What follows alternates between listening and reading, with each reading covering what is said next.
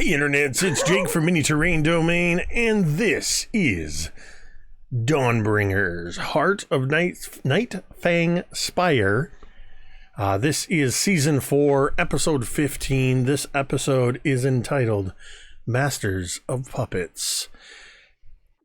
And we're going to get going in just a few moments. This session, if you watched last week, you'll remember this session is starting off with a roll for initiative, which we've already done behind the scenes. So we are going to get right into it in just a moment. First of all, I want to thank everybody, if you're here and you tuned in, or if you're watching this later, I want to thank everybody who tuned in for AtConline 2020, the inaugural online convention from Absolute Tabletop that I had the honor to produce and host. It was a tremendous success. It was absolutely awesome. We set out to raise $1,000 for Feeding America, and we hit that goal before we even finished out our con. And we actually ended up with, just in on-stream donations, just shy of $1,200. You can head over to atcon.absolutetabletop.com and you can order an AtConline t-shirt, or you can still donate to Feeding America.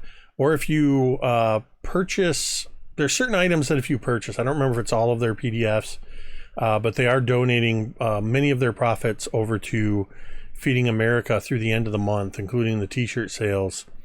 And it was really cool. It was really awesome. And we even had Feeding America pop into the chat briefly during the stream. So that was really cool. I'm pretty sure they had no idea what was going on, but it was very successful. It was very awesome. And if you aren't already, I would invite you to join the Absolute Tabletop family, because that's where many of us have met. Many of the people I game with met through Absolute Tabletop. It is an absolutely incredible community. And just amazing. So please check that out. There's a link in the chat. If you look over in the lower left-hand corner below our Season 4 mascot, Yes Ferratu, you will see 3 logos down there: Jasper's Game Day Initiative Coffee Company and Talon and Claw. Jasper's Game Day is, of course, somebody that we've partnered with, a local charity that has gone national. They're founded here in Michigan. Fenway Jones, the team DM, is the founder of Jasper's Game Day, which is dedicated to raising awareness and education and ultimately prevention of suicide through tabletop gaming. By clicking on the link that just showed up there in chat and will show up infrequently through the chat, you can donate directly to that cause. If you want to know more about Jasper's Game Day and some of the awesome stuff that we do, you can tune in a week from tomorrow. It might even be today. In a week, next weekend, tune in to Thread Raiders. There's another channel. Check out the Jasper's Game Day Twitter. But on Sunday, the 30th, there will be 2 games happening, one by the Bad DM and one by myself, happening right here on Mini Terrain Domain, benefiting Jasper's Game Day. It's sort of a con. It's not a con. It's a convention, an online convention. So check that out. Another way that you can give to Jasper's Game Day is, of course, to type !coffee in the chat. And you can pick up some Initiative Coffee's Help Action Metadare roast coffee. For every 12-ounce bag you purchase, $3 will go to benefit Jasper's Game Day. If you type !MTD Claw in the chat, you will get a link to Talon and Claw, our stream sponsor and partner. They make incredible dice vaults, DM screens. They're starting to do things with coasters and collaborations with other creators as well. Lots of great stuff. Hero vaults, Council of 7 dice vaults. They're making dice trays. They're laser engraving anything he can put his laser in front, put in front of his laser. But the really cool thing is when you head over there, you pick out what it is you want to get. you get to checkout, go to the coupon code section and type in MTD Claw, and you'll get 10% off your order, which in turn benefits and helps to fund the channel here at Mini Terrain Domain. So be sure to take advantage of that.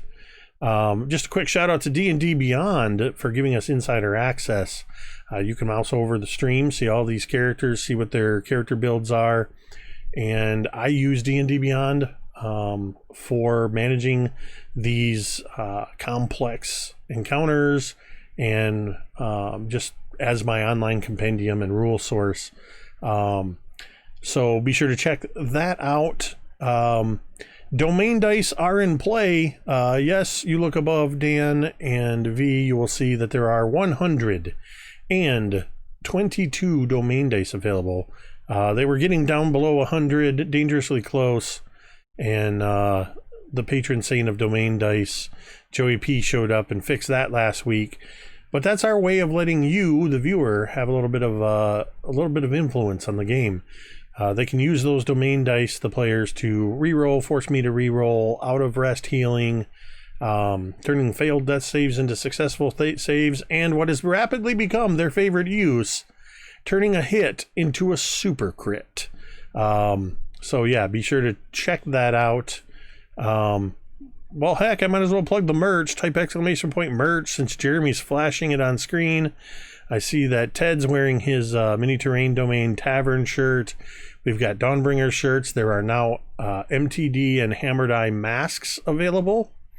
And in the not too distant future, some of you may have noticed in the chat, we have a new emote in the form of Splorch the Jelly Cube, our channel emote and channel mascot. They are just the cutest little thing ever, and a huge thank you goes to Josie Adams, who was present throughout the stream for AtConline. I mentioned once randomly about wanting to get a Jelly Cube emote, and she made it happen and donated it to the stream. So be watching in the next couple months. There will definitely be some Splorch to the Jelly Cube merchandise coming, or we're going to call it Splurch just because. So I think I have covered all of the announcements I needed to cover, except for one last thing that is perhaps the most important thing that we talk about before we game, because for many of us, this is an outlet, this is a release for us. But it is, of course, the fact that you matter. No matter where you are, no matter what's going on, you need to know, whether you believe it or not, you matter and you make a difference.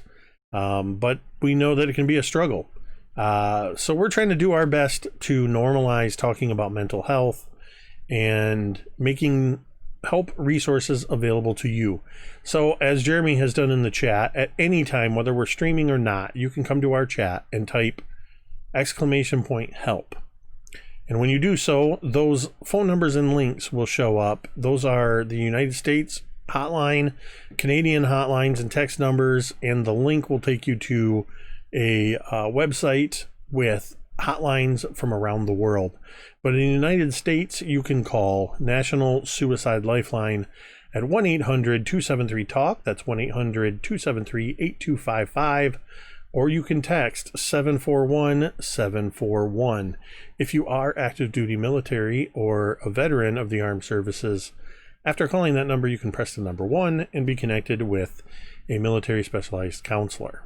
Please do not hesitate to use those resources.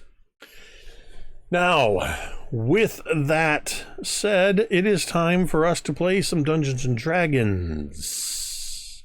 When we last left off, a mysterious stranger had appeared in the place where the Dawnbringers clockwork wizard Fig had once been. This figure in the form of the Githzerai by the name of Gerithan. He gave a bit of his story, told where he came from and how, as much as he knows about how he came to be here. Realizing that they still have no choice but to make their way through the heart of the Nightfang Spire, the Dawnbringers have at least tentatively accepted Gerithan into their ranks. as they continued along their way after realizing that they had been nursed to health after their near-death experience in the crematorium by several Girlons, including the matron Thif. These Girlons are free Girlons. They are not servitors of the Spire, and they have allied themselves with the Dawnbringers on the condition that the Dawnbringers rid this place of Gothias, so that they can have this place back for themselves. As they proceeded in typical Dawnbringers fashion, they encountered many doors. They opened several sarcophagi, found some treasure. They found a gas trap. And they also, Thorgarn read the draconic inscription on a very draconic altar. And not on purpose, but managed to commit himself to solving a riddle, and upon doing so, was baptized in fire, so to speak, along with everybody else. After that, they decided, well, maybe we better not read what is on that, and they made their way out of there.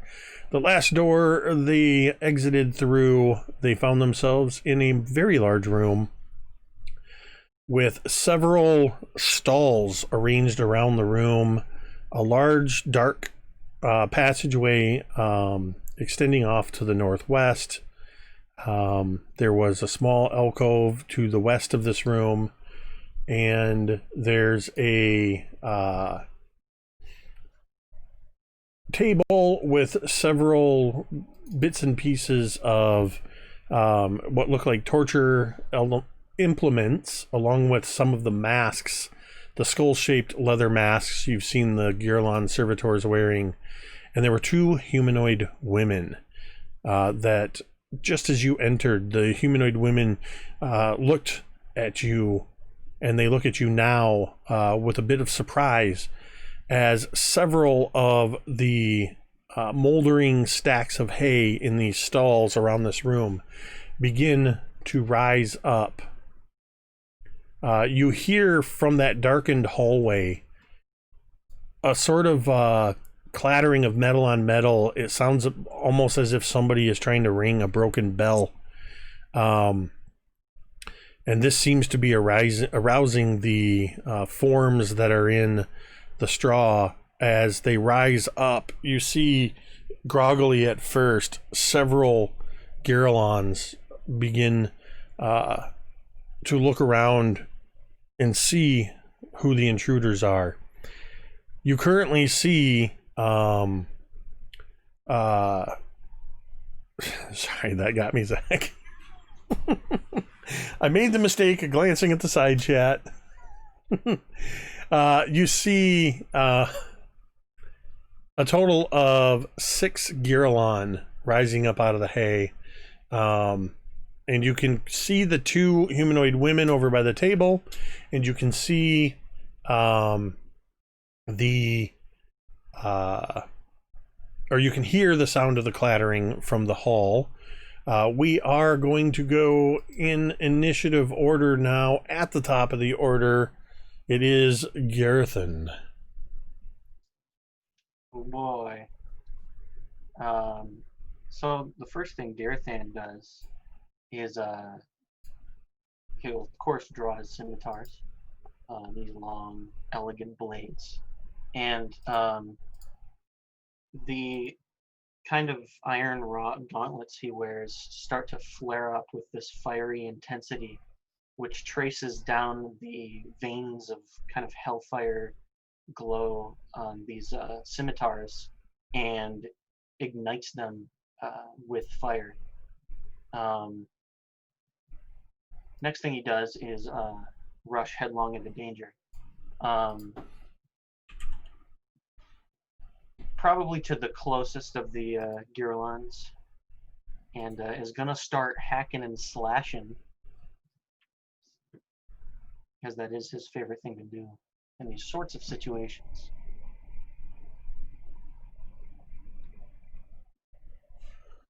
So you're going to the closest of the Garelons. So you would actually see...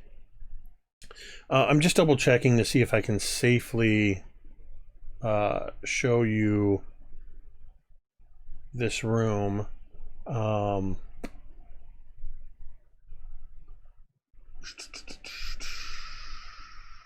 Ish. All right, that's not going to work. I didn't arrange these maps very well. So this room is... There's... Some of the stalls in this room are completely opposite you, about 35 feet. But immediately to your left are a couple of these stalls. This room is 35 feet across. It's about 45 feet east to west. The table with the two women is about 20 feet away from you, sort of at an angle. So there would be two Garelons within about 10 to 15 feet of you to your left. Okay. The other ones are about 35 feet away. So you're going to head into those? Yeah, I'm going to rush towards those. Excellent. And I'm going to start hacking. But first, attack with my scimitar. Ooh, does a 25 hit? Yeah. Great. So this attack, I'm also going to use my telekinetic strike. So the fire that burns on this blade as it cuts into this Gerithan is kind of accompanied by this almost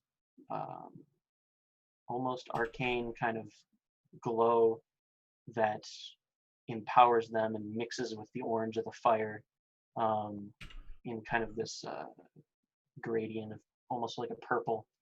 And I'll go ahead and roll damage.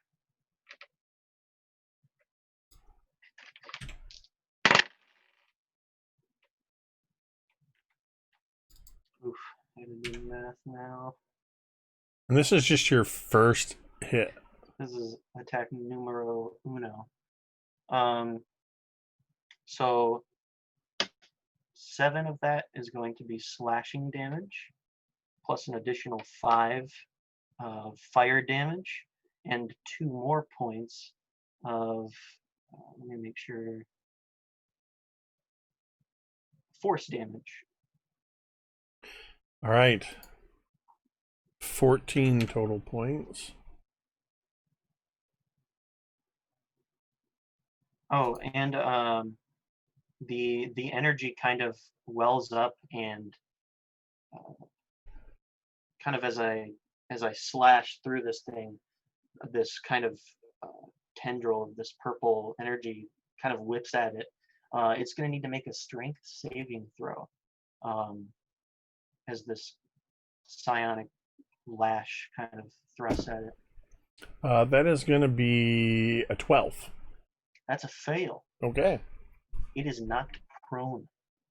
So I imagine this sort of purple energy lash as you slash through, and this trails after it. It seems to sort of grab hold at the wound and just yank this Gerithan down to the ground. Yes. Excellent. That's your first attack. Yeah. All right. Yeah. I have a few more attacks I can do. A few more? A few more attacks I can do. I am a dual wielder and a level 11 fighter. Probably 3 more. Exactly 3 more. Would you believe it? And these are made at advantage, correct? Yes, it's prone.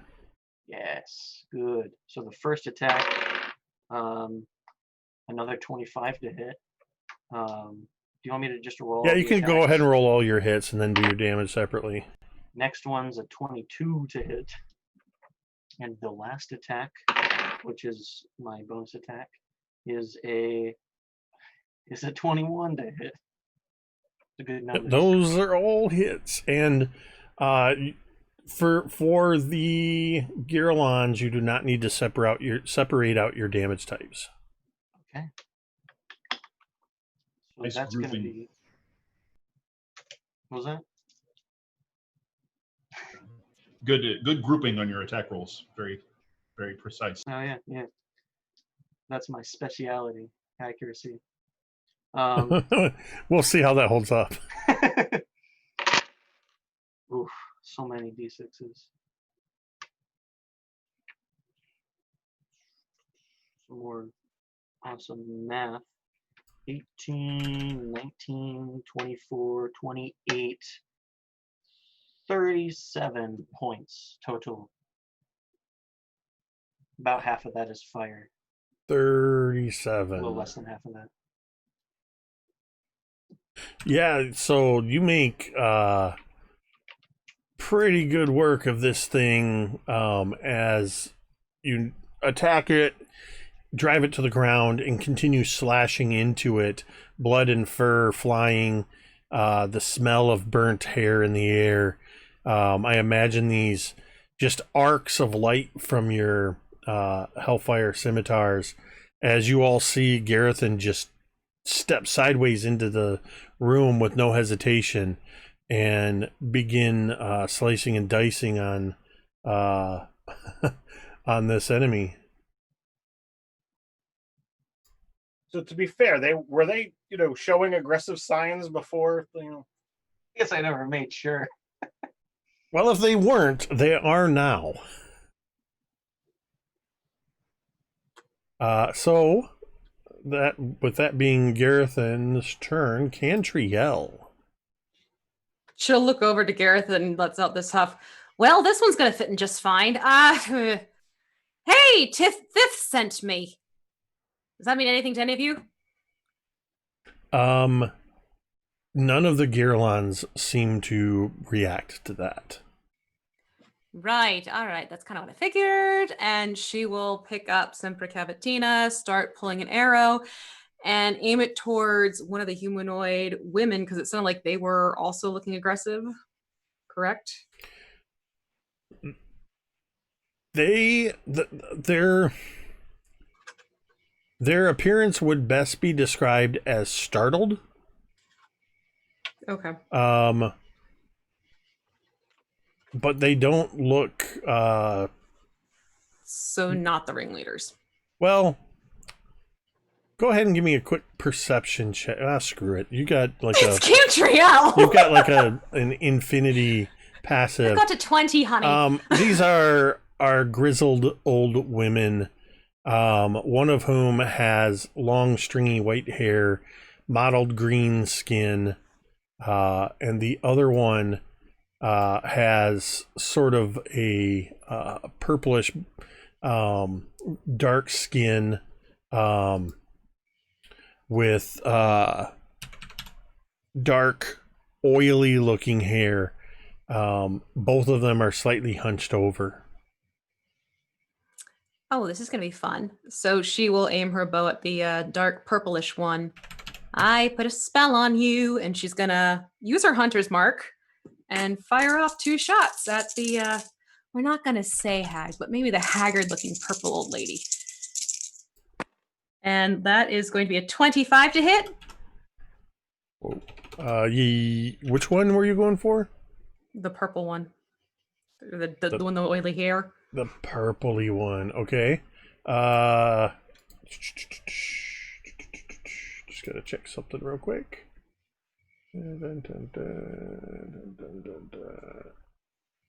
Yeah, okay. So you just took a shot at her. 25. And Yes, definitely a hit. that definitely hits. So then that's definitely 17 piercing first shot. And then second shot, same. That's going to be a 28 to hit. Yep. What was the damage on that first one? 17 on the first one. Yeah, that's what I thought. 24 on the second. 24. 24 damage? Wait, yeah, hold on. Mathing. 20. Wait. 12 plus. No, I'm sorry. That's straight up 20. I'm mathing wrong with that one. But yeah, 20. Okay, that's still a lot of damage. That's fun. All right. And that is it for me. Okay. It is now. Sorry, my computer's making noises. That is going to be somebody else's turn on my side.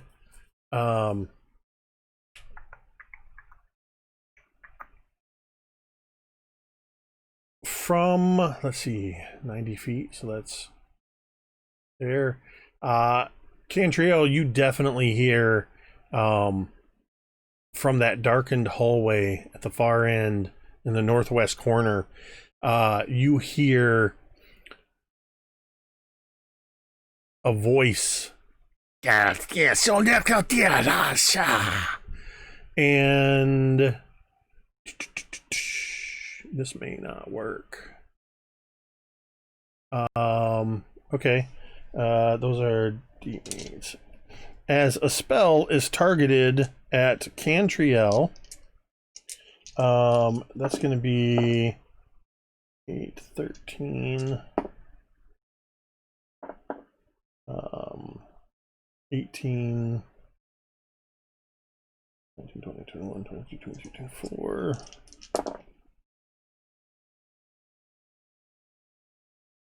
34, 37, 42. And you guys are all healed up. Well, Cantriel, this wouldn't affect you anyway. But some of you feel just a touch of a yawn. And Cantriel, you're pretty sure somebody just tried to cast sleep on your party. But it did not succeed. So that's going to take us to... Oh.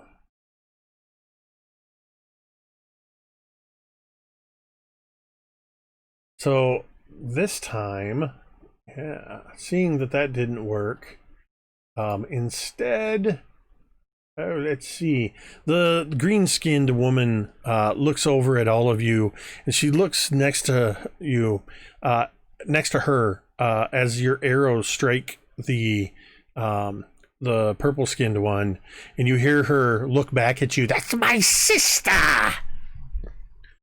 And she looks at you and begins to mutter some phrases under her breath.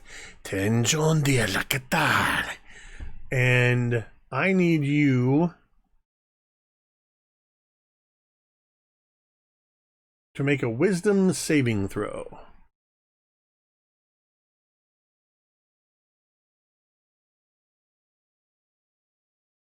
That's a dirty 20.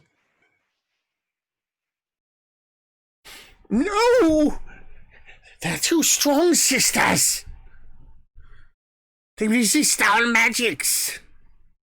And that is going to take us to Thorgarn. All right, is the one that Gerithan attacked still? I mean, I know he's on the ground, but is he still up? It's not dead yet. All right. And there's another one right behind it, still on its feet. All right. Well, then I think it's been a while since Thorgarn raged. He will do so and proceed into the fray. So gentlemanly in your rage. I do declare that I shall be angry now. It's on his rage bow tie.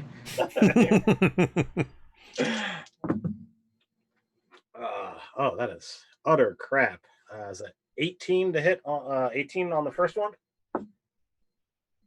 So you were going for the one that's down or the one that's still up? The one that's on the ground.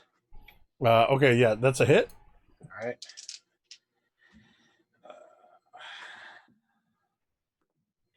So that is going to be 10 points of damage. It's still alive. I'll swing at him again. That is a 19 to hit. That's a hit. That is 11 points of damage. Can I roll any numbers above a 3, please? He's still Oh my alive. So the spirits go out, from around me and assail the foes that are within 5 feet. So if they attack anyone but me, they have disadvantage. Okay.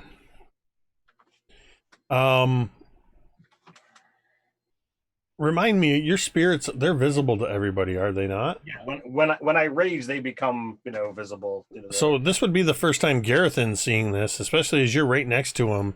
This angry mohawked dwarf comes charging, looking with a controlled rage. And as he does so, these spirits that sort of come out and begin circling and harrying the Girlons around you. Drown. So there's the 2 that Gerithan and Thorgarn are dealing with. There's still 4 more Girlons on the other side of the room, about 35 feet away, and there's at least 2 of the hags that you can see. All right. Let's see. The Girolons are large or huge? Let's see. The Girlons are large. And how are those 4 arranged? Are they like in a line? Are they in a clump? Right now, they're basically in a line that you're looking at because they're coming up out of their sleeping stalls.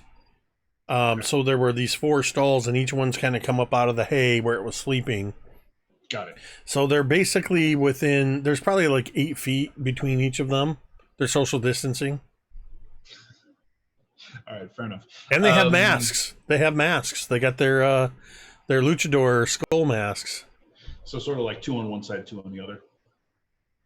Yeah. That sort of deal. Okay. Right, they got their luchador skull masks. Is there room for me to get up next to Thorgarn? Yeah, this is a pretty good sized room. Okay. With as big as you are, couldn't you just reach over my head anyway? Yeah, I just don't know how close I can manage. Despite my big old arms, I don't have reach. I will, as an action, I'll look at the 2 getting up out of their sleeping stalls on the left side of the room. Drown holds up his hand, and the tentacle tattoos on his arm start to flow and shimmer like deep green water, and a burst upswell of that same spiritual water-like energy explodes around those 2 Girolons, and it looks like a massive, almost skull-like sort of watery dragon's maw made out of this water energy, and it just comes up and clamps its jaws around them. So I need both of them to make strength saving throws, please. And that's the 2 that Gerithan and Thorgarn were dealing with? No. The 2 that just got up out of the sleeping stalls. On the other side? This thing is a 10-foot radius centered on a point, so I can get both of them. Okay. Left or right? Left. Okay. 2 strength saves, please. So we need strength saving throws from each of them. So the first one is a 12. The second one is a 6. Both fail. All right, so they're both restrained. And they will take some damage when they start their turn in it. So those 2 are grabbed at this big watery spectral dragon maw. And I don't know if anyone has any reasonable planar lore. It's the image of a Leviathan, elder water elemental's head. And that'll be it. That'll go ahead and be my action. All right. Talmud, you are up.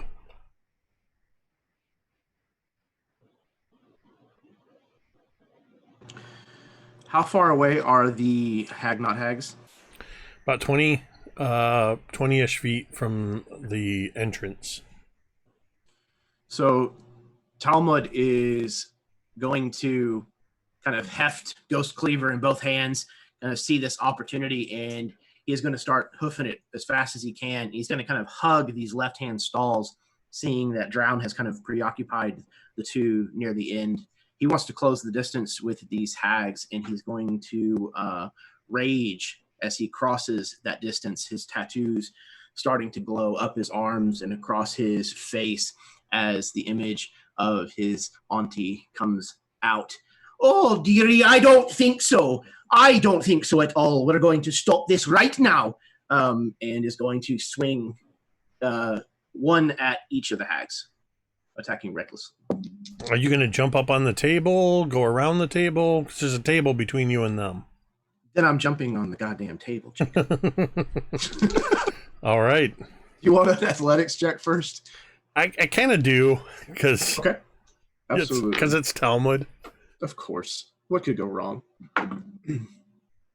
17. You're good. Excellent. All right. So the first attack against, you said one was purple and one was green? Yes. Okay. We'll go with purple first. That is a 25. Yep. And then against green will be a dirty 20. Yep. Excellent. So purple is going to take a swipe across the chest for 15 points of magical slashing damage. And green is going to take it on the top of her foot for 11 points. 15 and 11 to green. All right. And is that your turn, Talmud? It is. Right, then. It is the purple hag's turn. And you are in direct contact with her, or rather, directly engaged with her. I have all the good saving throws. Come on. So she, as you approach,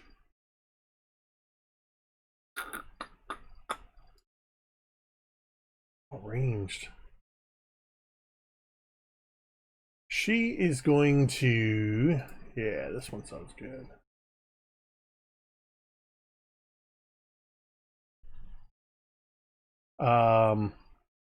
She is going to use her action as you hit her, and your Ghost Cleaver cuts in, and you're moving to attack the green one.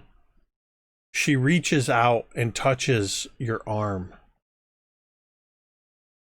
As she does so, I need you to make a wisdom saving throw.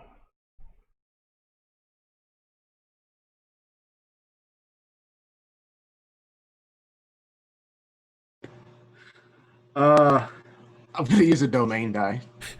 Not that it's going to save this yes. train wreck, but I rolled a 2, so let's see. It can only get better, right?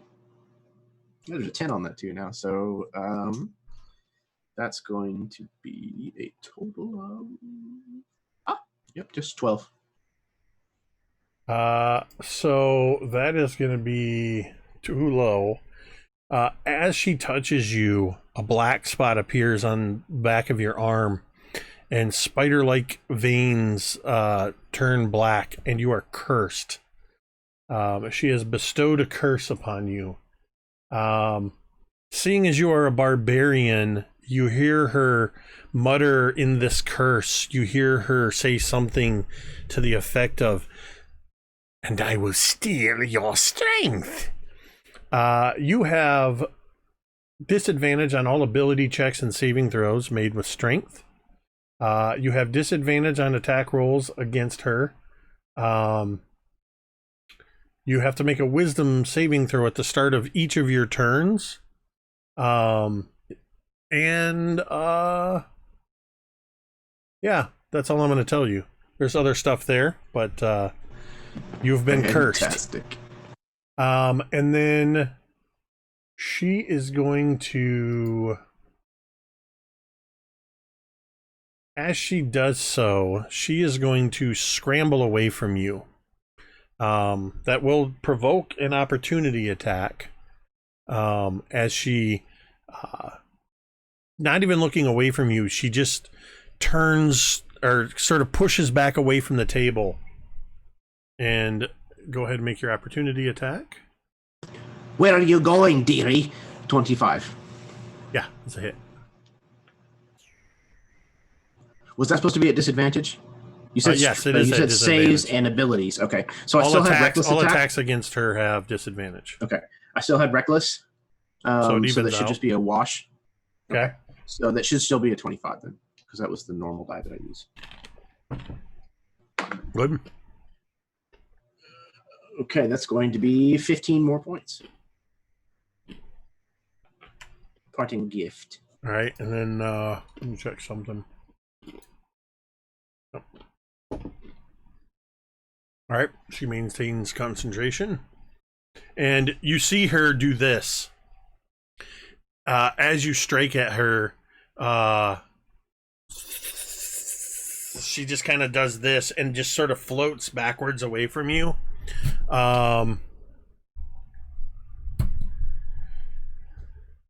And it is going to be...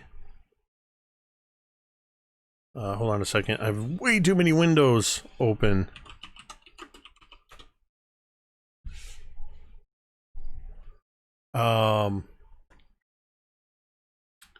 It is... Oh. All around you. The chamber. I would say everybody make a perception check. Cantriel, you're going to notice this anyway. Talmud doesn't notice anything. I can tell by Jeremy's face. Well, now I'm. Now I have a 28. Okay. Griveth, what you got? 18. Drown? 17. Gerithan? 10. Thorgarn? 19. Talmud? 12. Gerithan and Talmud don't notice this, but everybody else, you hear something. It sounds like something scrabbling around at the ceiling level about 20 feet above. A few pebbles fall. And I'm going to roll a Dawnbringer die here. That's going to be 1, 2, 3, 4. Gerithan, Zach, roll me a D10. You know what? I can do Let's make that. it a D12 because those are so underused. Okay. That is my favorite die. Oh, I rolled a 1. Lucky for you. As something falls from the ceiling, you hear the sound of something heavy, a bit of a wet sound, a bit of a crunching sound, and then a humanoid figure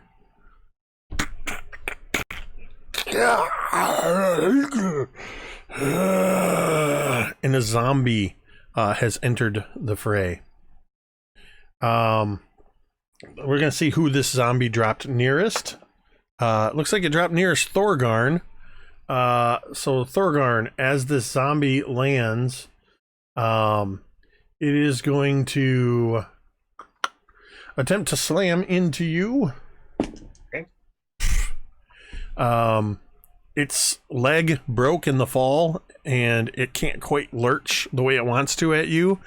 So it does one of those things when people are trying to, like in my experience in junior high, when the tough guy walks by you and just goes, it makes you flinch. That's about what this zombie does. And that is that turn. And Griveth Langsmore, the Knight of Smite, it is finally your turn. Yay. All right. So Griveth is like in thought. He's like, okay. He's like thrift, tharf, and he's like, thiff. And that's when like all this goes down, right? The things are charging us, the tentacles come up, the barbarians are charging in, Cantriel's releasing arrows. The whole chaos has happened already, so it's way past that point in time. So Griveth is like kind of, oh crap. So what Griveth is going to do is he is going to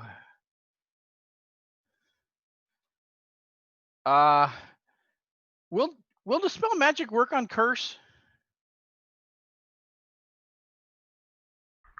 I think you need to have a remove curse, I believe. Okay. I mean, it's a curse. It's kind of in the name there. Yeah. But no, I'm just kidding. Okay. So Griveth is going to try to move to the point where he can be close enough to everybody, because I've gotten to the point where I can, when things happen to the group, I can actually kind of see when like it's going down, it's hitting it. I can see like the water, like this translucent waterfall of Eldath, like coming down and kind of splashing. I mean, like splash dance. And that is an image I didn't need. And the water, this spectral water just kind of splays out from me. And like, so essentially it's my auras is what I'm getting at. So I'm trying to move to a point where I can get as many people in my auras as possible. So I'm going to do that. And then I'm going to cast Aura of Vitality. And who thinks they're the most damaged? Who failed that save on the dragon breath thing? Did anybody fail it?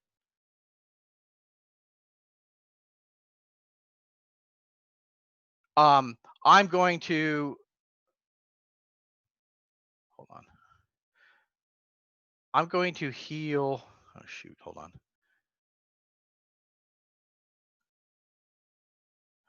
on. Drown gained 8 hit points back. So I'm just kind of I'm ready to fight, but I'm trying to position myself so that everybody can benefit from my auras. Okay, so I'm done. Okay. Griveth coming in with the god magic.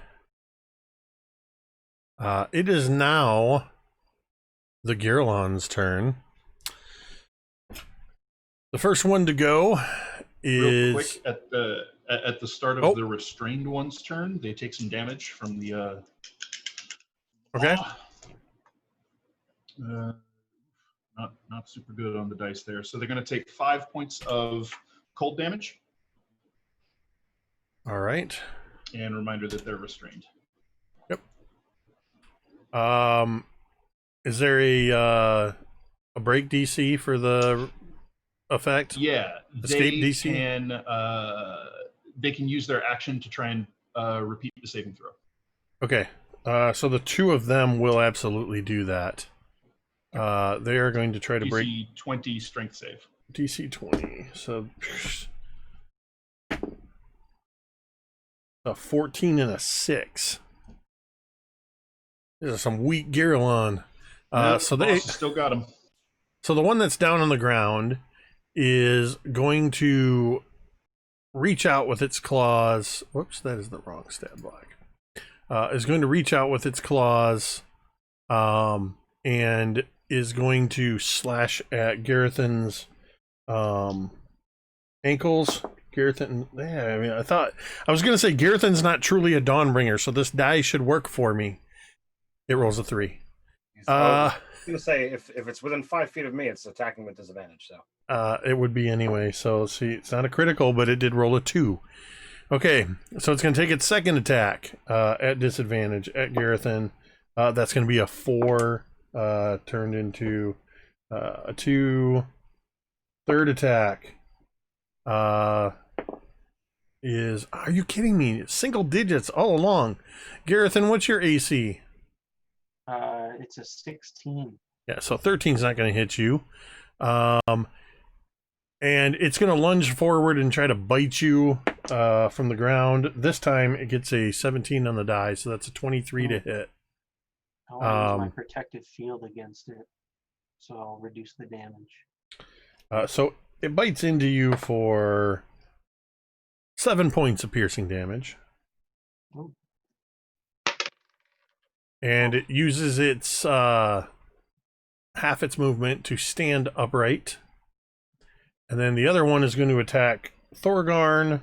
This one will be at disadvantage, but it is a fully upright.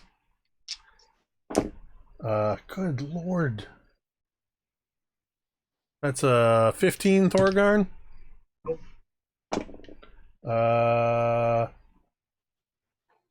That's another 15. It's a natural 20 and a 3. So another miss. 17 and a 4. And it's going to try to bite you for 13. Man, you guys caught my dice in a bad mood. So yeah, that's another one. 2 are captured. The other 2 are going to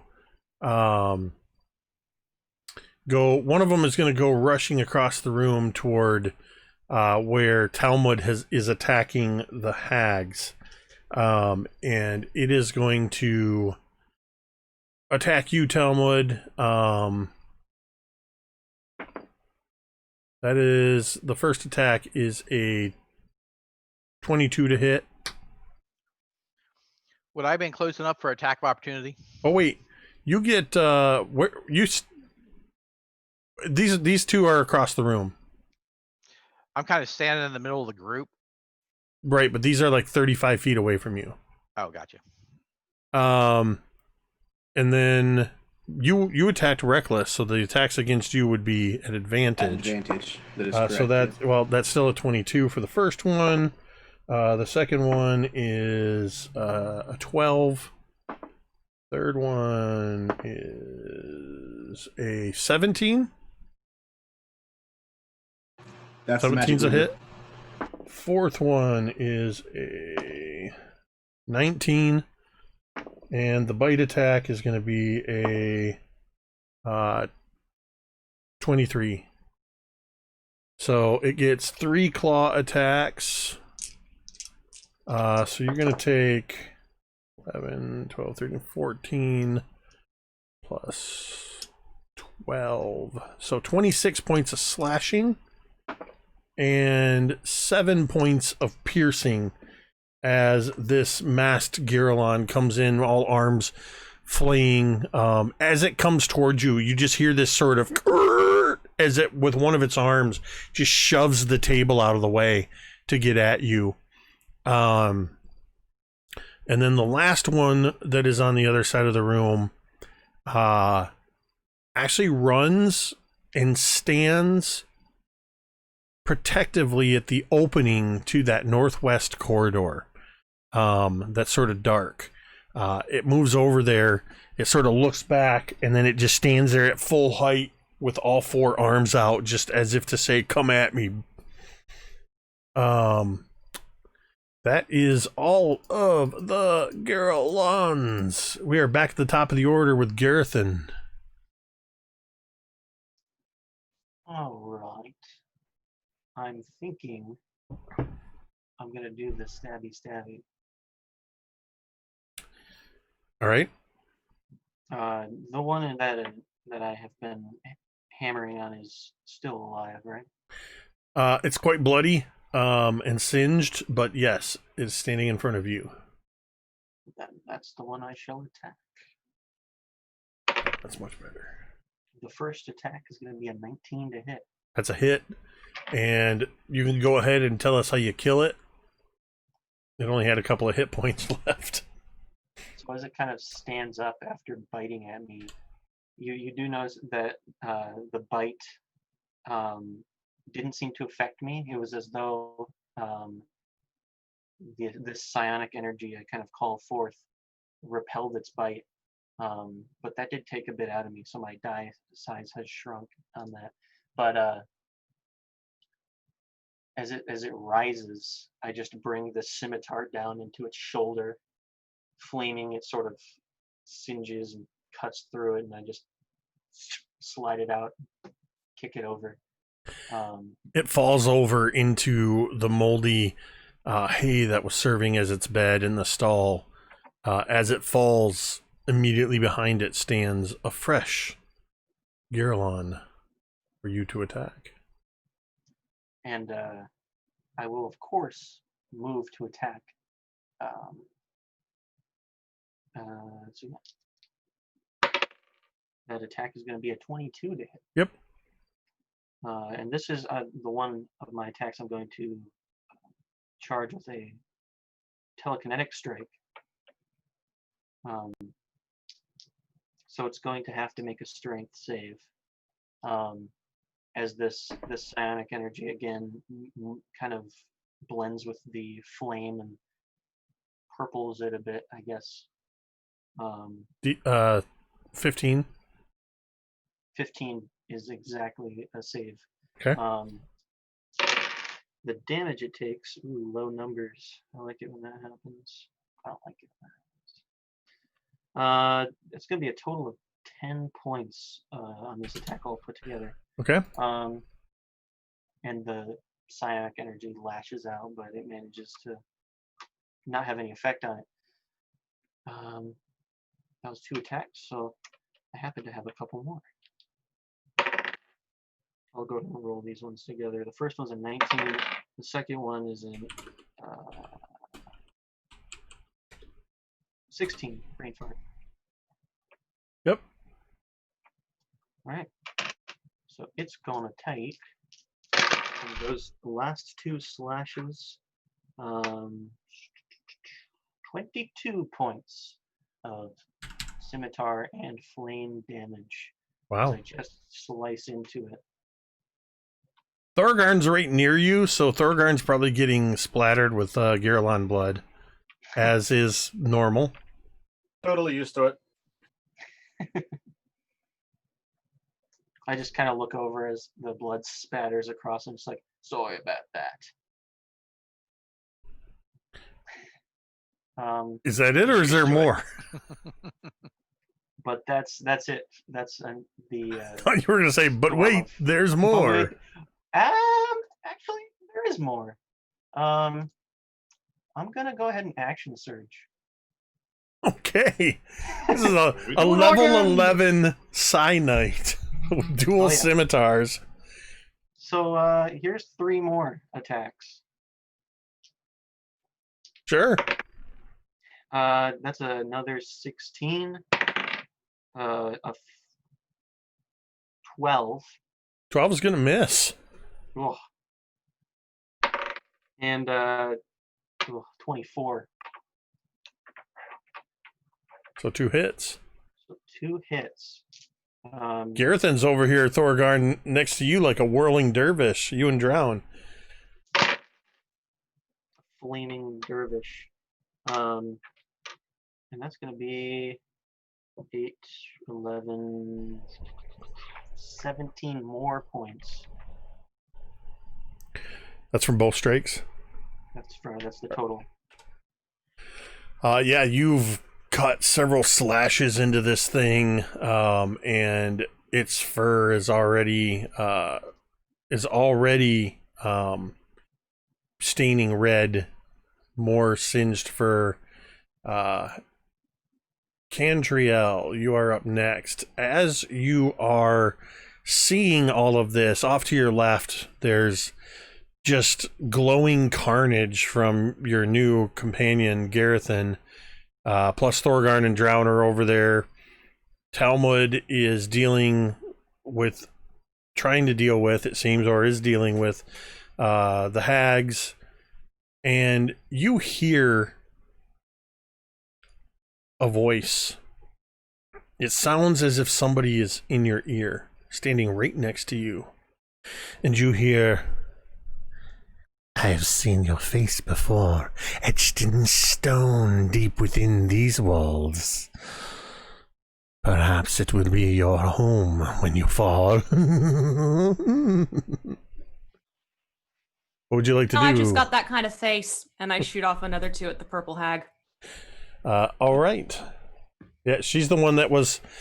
She's already moved. Let me see how far away she would be. I mean, you're shooting with an oath bow, so it's going to be within range. I mean, she's got to go pretty far away for me not to hit her. Yeah, she's another 30 feet back towards that dark Oh, alcove. poor thing! Yeah. So she's now only, what, 50 feet away from you. Does a 20 hit? A 20 will hit. Right, so then that's going to be a 19 points piercing for the first. Sorry, that one might tickle. And she'll do a second one, same hag, and does a 17 hit. A 17 does hit. Okay, then that is going to be 13 points piercing. All right. And then as my bonus action, turn attention to Talmud.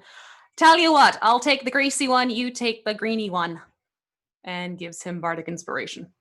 Deal, dearie. All right.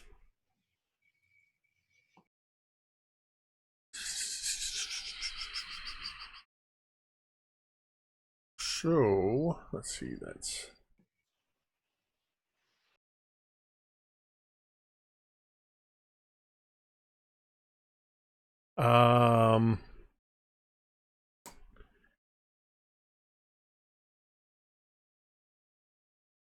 That's interesting. Okay. From the darkness of the alcove, it seems as if some of the shadow itself coalesce into a beam, and it apparently made Zach disappear. All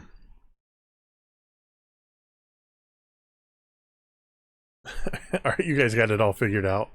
Well, maybe not. As the shadow shoots out,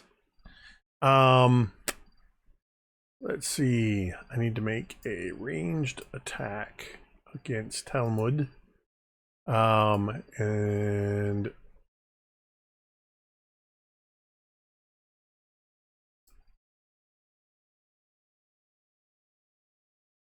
where did it go? Oh, here we go. So that is a 4 plus. What is her intelligence? Okay, so ranged attack against Talmud. That is going to be a 25 to hit. As this black beam of energy strikes you, Talmud,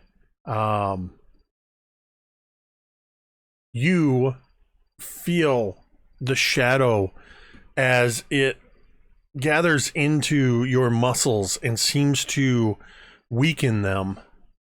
For the duration of this spell, all of your strength-based weapons deal half damage. That's how you hurt a barbarian. And you will be able to make a saving throw at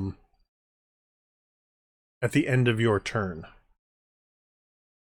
So, yeah, that shadow seems to come out of the alcove, strikes you, and weakens you. Immediately next to you, the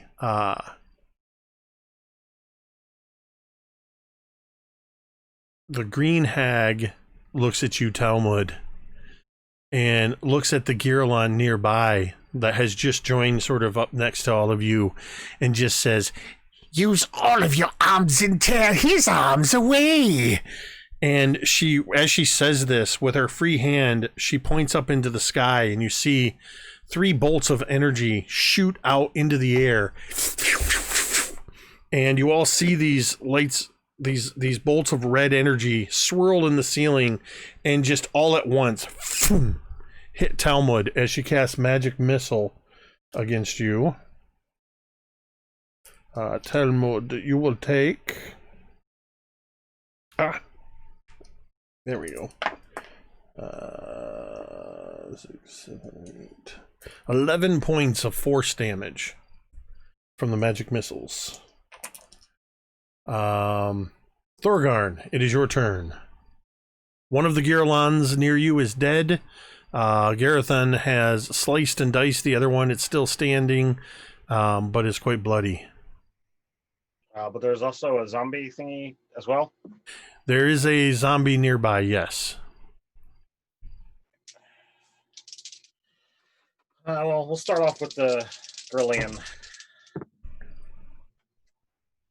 Doubting a 13 is going to hit. A 13 is going to hit it. Really? The Grillian? Yep.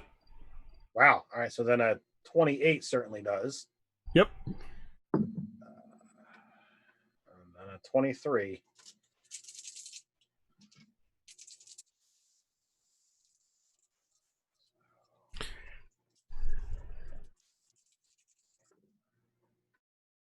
Remind me again what Thorgarn attacks with. Forge Fane and what else?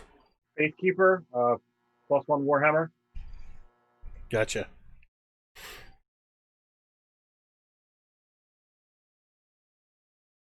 I just want to say a quick shout out in chat because Josie Adams is here. Josie Adams is who we have to thank for Splorch the Jelly Cube. Josie is the incredible artist who created that for the stream. So thank you for that, Josie. Everybody's loving Splorch. So that is going to be a total of 32 points of bludgeoning. I am not exaggerating when I say that 32 is exactly how many hit points this Gerilon left. It had exactly 32. So how do you take this one down? So it's Forge Fane to the gut to actually get this thing to bend over a little bit.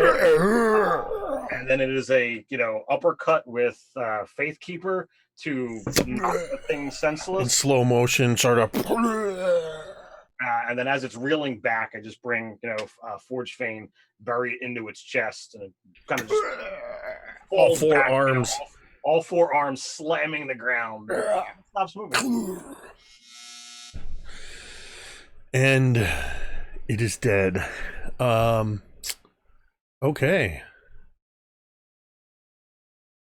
Drown, you are up.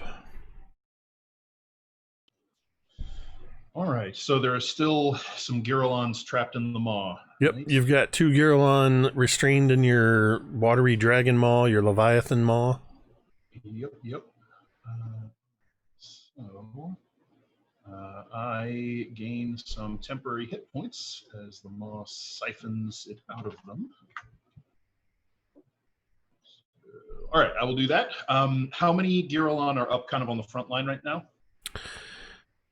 There's one that is actively over by Talmud, where he's dealing with the hag. There's another one that's in the northwest corridor, standing at the mouth of it. It sort of just let that the purple hag slip past it into the shadows, and the other 2 are dead, and the 2 are restrained. We're trapped. All right, then I'll move over to the one that's still menacing Talmud and lay into it with my staff.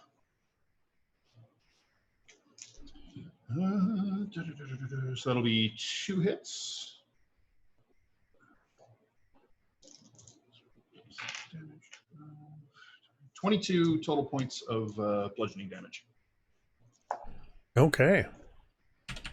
All right. Drown just walks purposely over and just pop, pop. That's me. All right, Talmud, you're up. You have the green hag directly in front of you, and you have the Gerilon, but Drown seems to have engaged with that. Yeah. This is probably going to be an embarrassing turn, but we're going to go for it anyways. I think he's still going to go after the hag. At disadvantage. Oh, man. Yeah, I'm going to attack recklessly still. And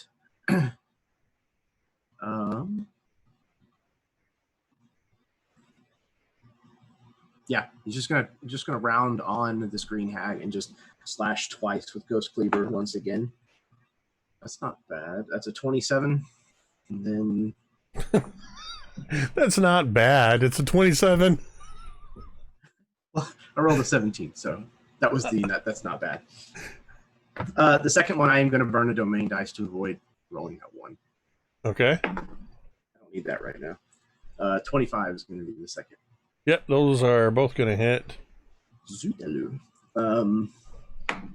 First is going to be 11 points. That's having. Wait. So yeah, it halved if you're rounding would be 6 and up if you're rounding. All right, so 6 damage. The second is 15 full, so it would be 8. Yeah, and you just feel it as you're struggling to hit. You just cannot hit this hag with the same force that you're used to. You're a dirty little bitch, aren't you? And she says back to you in the exact same voice, "You better watch who you call a bitch." Bring it, dearie. She kind of like circles with this hag.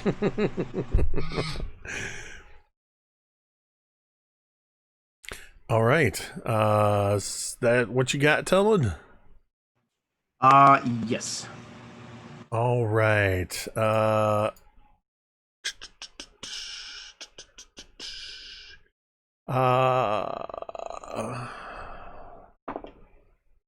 With a 19 on the die, and let's see, that's a 3. So 26 to hit drown. As that'll hit, yeah. The purple hag, just over the shoulder of the Gerithan, just past it, she launches a ray of dark energy at you. You are also hit with a ray of enfeeblement, and an attack. Oh, it's yes. it's a spell attack. It's not a damaging. Never mind. Nope. So same deal. Your strength. There's no save on the hit. Talmud, you get to make a Constitution saving throw, though. Ooh, a con save. Yeah. That I might be able to do. And that one's not currently affected at all by the curse and stuff, right? No, it's strength. Okay. That's a 19. That beats it. So you break free of the ray of enfeeblement. You feel your strength come back to you. At the same time that roughly that Drown is hit with this, and Drown, you feel your strength sapped. So your strength-based damage will be halved for the time being. And then I would like Drown, I would like you to roll me a d12.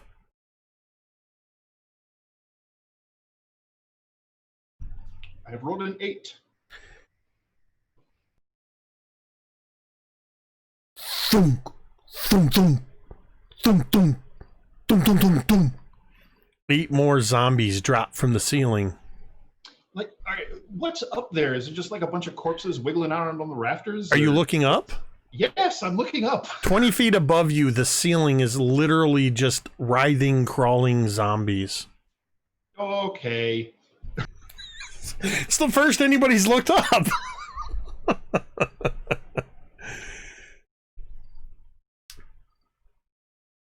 I would just like to say a special shout out to DBJ, DeVay, Breon Jackson, and Lloyd Collins from their panel at AtConline for giving me the idea on how to add additional effects to this dungeon. So you can thank them specifically for this. I'll thank them, but I'm a lady. So there are now 9 zombies on the ground. there are enough zombies. They've fallen all over this room. That each one of you is going to get a slam attack against you from a zombie. And Thorgarn's going to get 2, because there's 2 zombies by you now. So I'm going to roll 6, 7 attacks. I'm going to grab a bunch of D's here.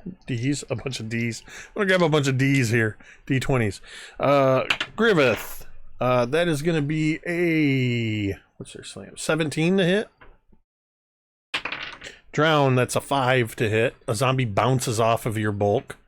Cantriel, that is a dirty 20 to hit you. As this zombie lands and sort of, oh, you want to make me re-roll that. All right. That new roll is now a 16. Does a 16 hit you? Still hits? Yes. All right, so that's a hit. And Gerithan, that is going to be a 7, so that's going to miss. Talmud, that is a natural 1. What is your weapon damage? A D12 plus 9 if I'm raging.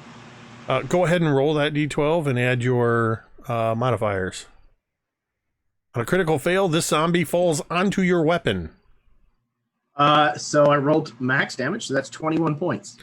This zombie dies. So there are now 8. That's a Well, there you go. a critical 1 there. And then Wait, these are kamikaze zombies? and then the 2 attacking Thorgarn, that is a 15 and a 10. So Cantriel's the only one that gets a true slam attack. How far away is Cantriel from Talmud? Probably about 25 feet. About 30 feet. She stayed over near the door. So several of the dwarven spirits that are swarming over this green-colored hag all of a sudden like disappear into the floor and appear around Cantriel. And they're going to Spirit Shield absorb 9 points of whatever damage is incoming. Thank you. So that's no damage. I didn't even know that was a thing you could do. I hardly ever get the chance to use it because I'm either not raging or nobody can hear me. Cantriel would shout, "Thank you, Auntie. You're welcome, dearie. We'll do tea." That was pretty cool. All right. So there are still 8 zombies, because one of them died, that are milling about the room now. Griveth, you are up. So there's more of them on the ceiling?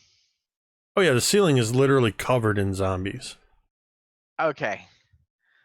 They seem to be just sort of writhing and crawling and even standing, as if they are just like the ceiling is their floor. Ah, okay. All right. First off,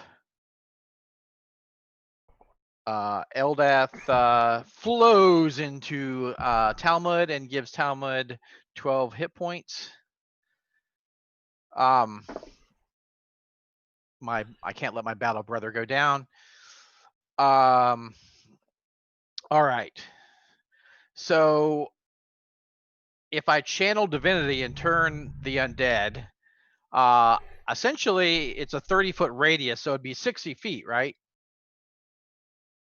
Yeah. Okay. Well, the ceiling's So only 60 20 feet above within, you. Within 30 feet on each side within where I'm standing, which is kind of in the middle of the room. Yep. I'm going to turn undead. Okay.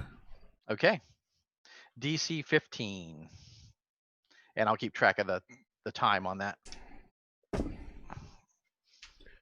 So I'm gonna roll for the mass. That's what is that? It's wisdom. Yes.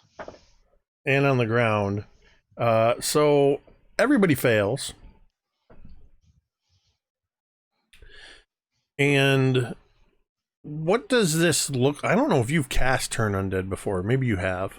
I have. But in this instance, what do you envision as you're standing in the middle of the room, Dawnbringer illuminated? What does your turn undead look like?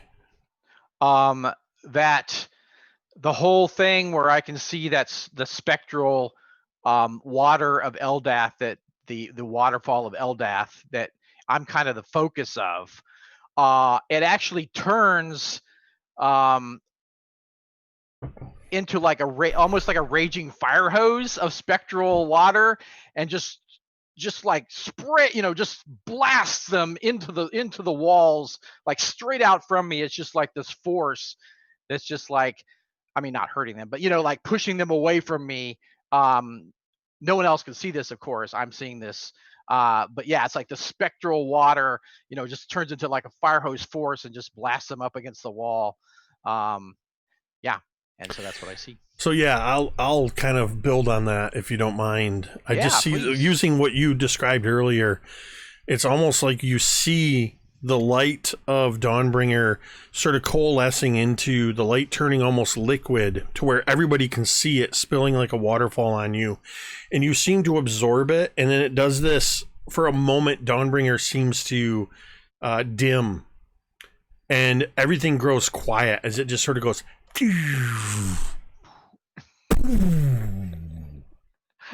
And as this radiant water light hits the ceiling, it spills across all of these zombies on the ceiling, and they seem to be it looks as if they are now drowning in this radiant water on the ceiling. You have effectively, for the time being, stopped the environmental effect, the room effect of zombies raining, and the zombies that are in the room now are scared. I was going to say scared to death. Are scared to undeath of you. So, yeah. Eldath has turned the demons. All right. Well done, Griveth. So that would be your turn. The two restrained Girolons drown are going to attempt to break free again. That is a 16, and the other one gets a 10. Sorry, gentlemen, you're still stuck.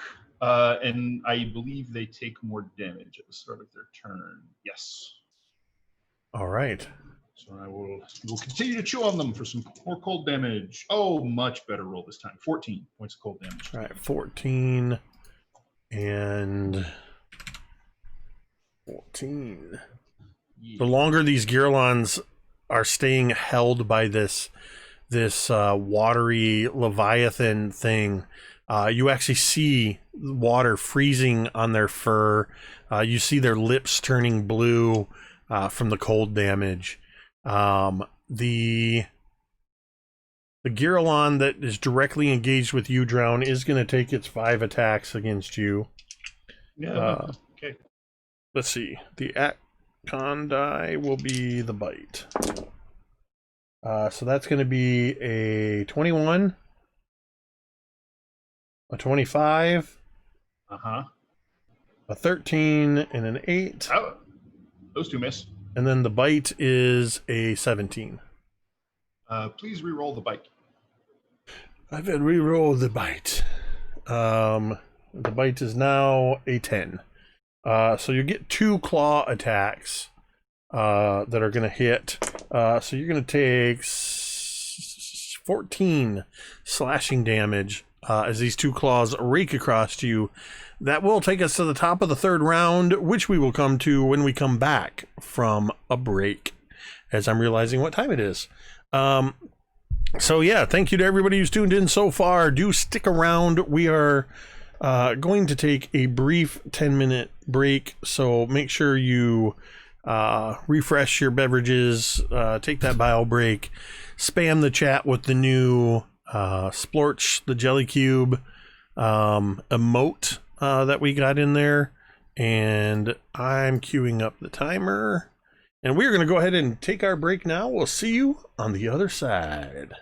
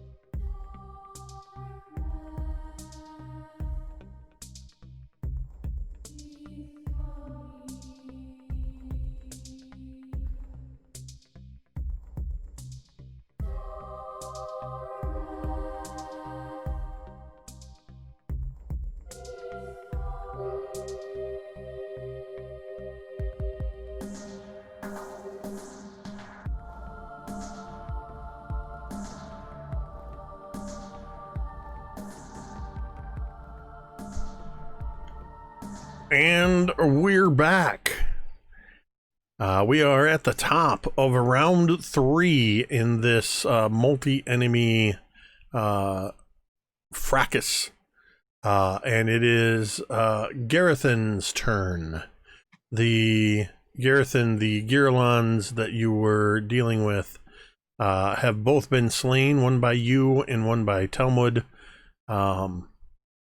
You have several zombies all around the room now, with 2 of them really close, having just attacked Talmud. Drown has rushed to the about 15 to 20 feet away from you to deal with another Gerithan, where Talmud is also dealing with a green hag. Cantriel's over by the door with a zombie by her. There's another Gerithan over at the opening to the northwest passage, where the purple hag has headed, and you have heard a voice from the hallway as well. What would you like to do? All right. I think I will. Oh, and Griveth is in the middle of the room, spraying holy water, illuminated radiant water everywhere. I think I'm going to move to the pair of zombies assailing Thorgarn, and do the thing that I do with swords. Okay. Very descriptive. Very descriptive. I'm just gonna go do Bring the thing, do that thing you flaming do. Scimitar down with elegant fury. And roll a 16 to hit. Yep. All right. Yeah, I'll do the psionic thing with this strike. Charge, juice it up with purple energy as I come down with this flaming blade, and it deals cool low rolls. 6, 7, 14 points of Gerithan damage. That's an amalgam of slashing, fire, and force damage for those of you keeping track. And it needs to make a strength saving throw. Well, as we all know, zombies are incredibly strong. That is a 9. He falls prone as this tendril psionic flips it down. And I'm going to make some more attacks against this prone creature. Rolled a 6 and a 9 on that attack. That's before bonuses, but I found those numbers amusing. So it's a 16 to hit on the first attack. Yeah. Should I roll the attacks or go through them in case this is a weak zombie? Yeah, roll the damage. It's gonna be 12 points. All right, let me just see if you killed it. Let me see if it stays dead. That's 12. Yeah. You said so. DC 17. It's dead. Yeah, I drive this flaming sword right down on it as it lands on the ground. All right. And then I guess I'll move to the other one. All right. 7 zombies remain. 7 zombies remain. I'll roll a damage. I'll just roll both attacks on this one. First one's a 22. Second one is a crit. Okay.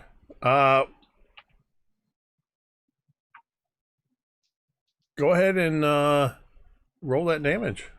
Yeah, the first attack did 12 points, and the crit is you do crits just double everything. Automatic max damage. Oh. Then roll your damage dice on top of that. Okay.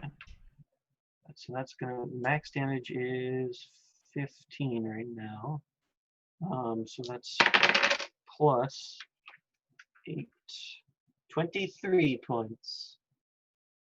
With a slashing of glowing blades, the zombie falls to the ground in 3 pieces. Yes. 6 zombies remain. I believe that is going to be So many my dead turn. zombies. So many dead zombies. Yeah, it's my turn. Whoops. That's the wrong one. We were at. Where were we? We were at the top of the order. Why'd that skip down there? Oh, I know why. It moved through all my Gerithan's. Cantriel. Perhaps Yes. one day you will call this place home. With a bed sealed in stone, says the voice in your ear. Yeah, no, not my style. Thanks, but no thanks. And she's going to move past to get towards Talmud. I know that's going to be an attack of opportunity for the zombie on her. No, they're turned. They're turned? Yep. Oh, okay. So then she's going to beeline it towards Talmud. And Auntie dear, you're looking a little worse for wear. How about a little pick-me-up? And she'll do Cure Wounds. Would be fine, thank you. Let's do this at 4th level. Thinking. Well, sorry, that Yeah. was beyond my ability to hear. Sorry, I went to squeaky voice. We're gonna do that at 4th level. Okay.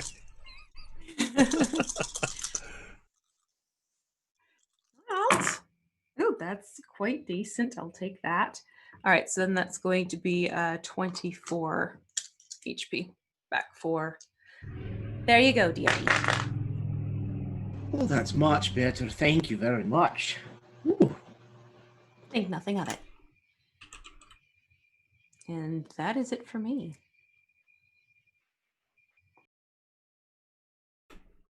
All right.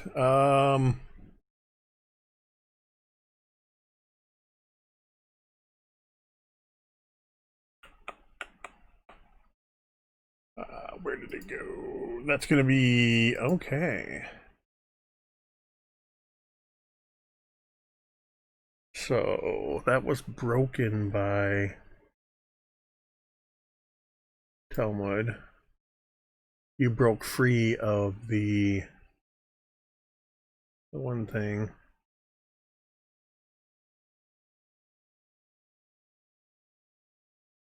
Talmud.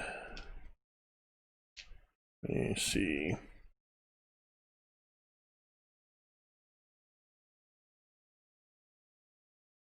I'm gonna take the shot. You're gonna hear whispering and spell casting coming from the shadows again. That's 14 and 8 is 22. Ooh, 22, 30, 38, 45. How many hit points do you have left? Thanks to my friends, I have 101. Okay. Then you will not fall asleep as somebody tries to put you asleep again. The green hag is going to attempt to cast a spell on you, and I need you to make a wisdom saving throw.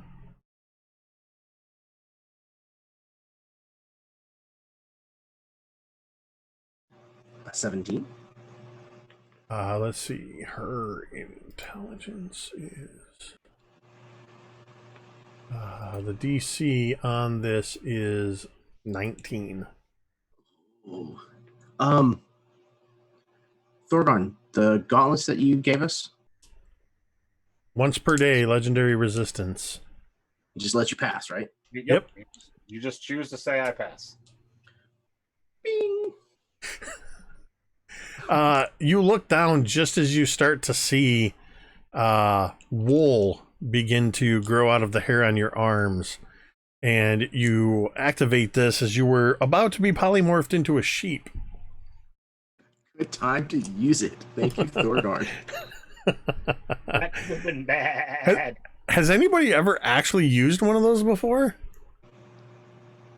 I think it was used once. Okay. So that's going to be her turn. And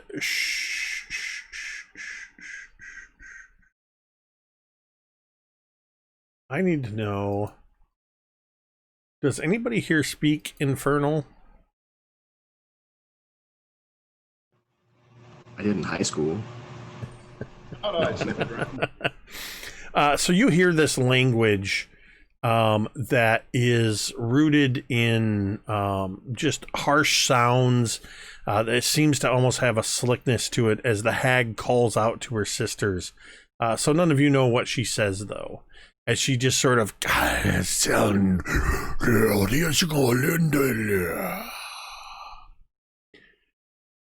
Thorgarn, it is your turn. All right. So the two Gurlons that were near me are both down. The zombies look like they're like reeling back. Yep. What does the rest of the battlefield look like at the moment? You got two Girlon that are trapped in a watery dragon, a Leviathan vice grip. One that Drown is dealing with over by the table, but over by the Talmud, over by the table with the Talmud, and another Girlon standing guard by that northwest territory, or the northwest tunnel. And then there's the two hags. How far are the hags? There's the one hag, the green hag that's still over by Talmud, and then there's the purple hag that's sort of behind the Girlon, just visible in the shadows. How far away is the green hag from me? The green hag would be about 15-ish feet, so you could definitely get to her. All right, I'm gonna charge and tag team with my cousin.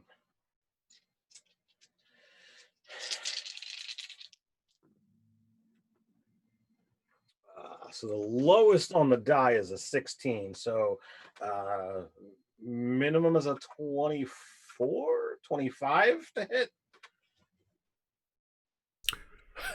Yeah.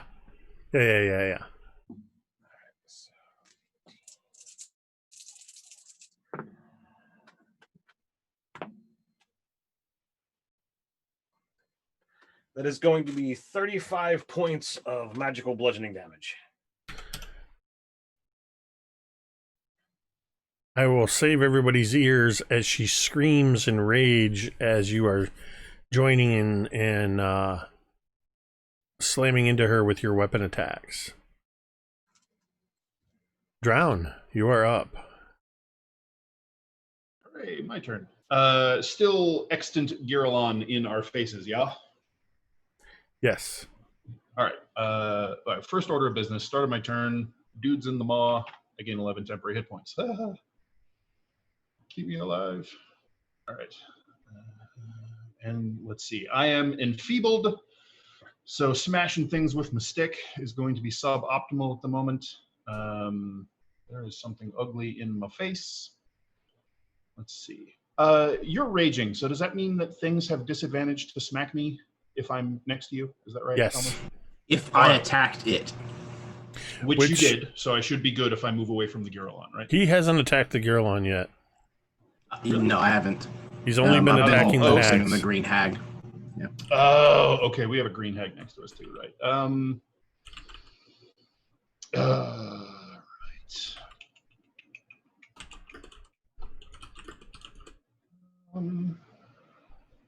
Yeah. Let's see. So there's a green hag. There's a Girlon. Can I draw a line from me through them to the to any of the other bad guys, like in the backfield? Preferably to the hallway with the other Girlon and the other hag, but I can't envision it right now.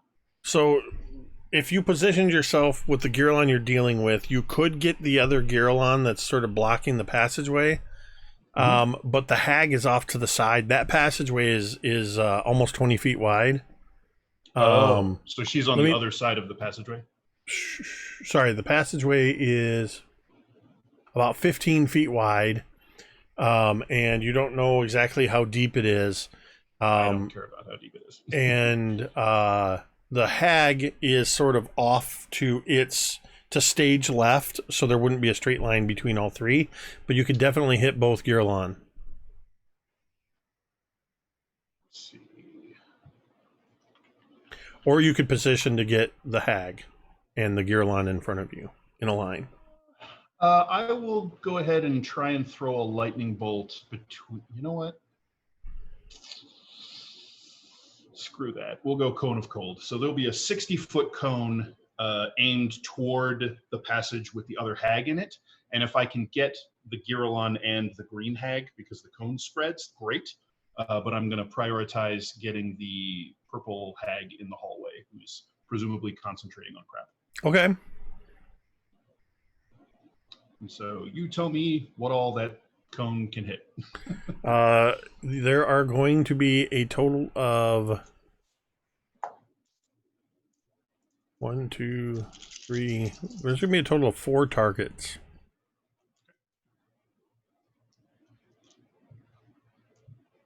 So they all need to make Constitution saving throws.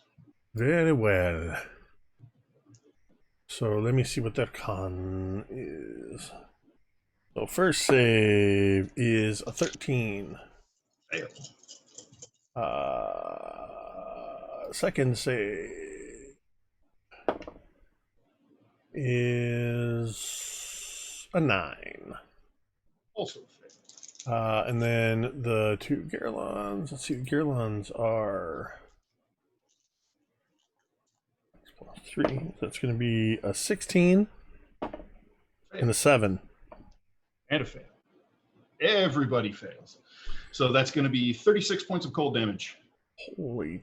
to all contestants. All right, so that's going to be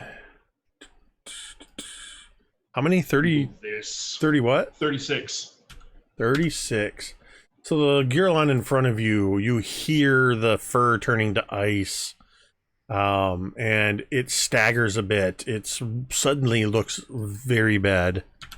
The second Gerithan, for the first time, takes damage, the one in the hallway. The night hag behind it also gets hit with this cone, and you hear her cry out in pain and frustration. But then you hear another voice from further in that passageway screaming out in pain as the cone of cold hits. And Drown, you can actually see with your flawless dark vision that there is a third hag hanging out in the back of this passage next to a set of double doors. All right.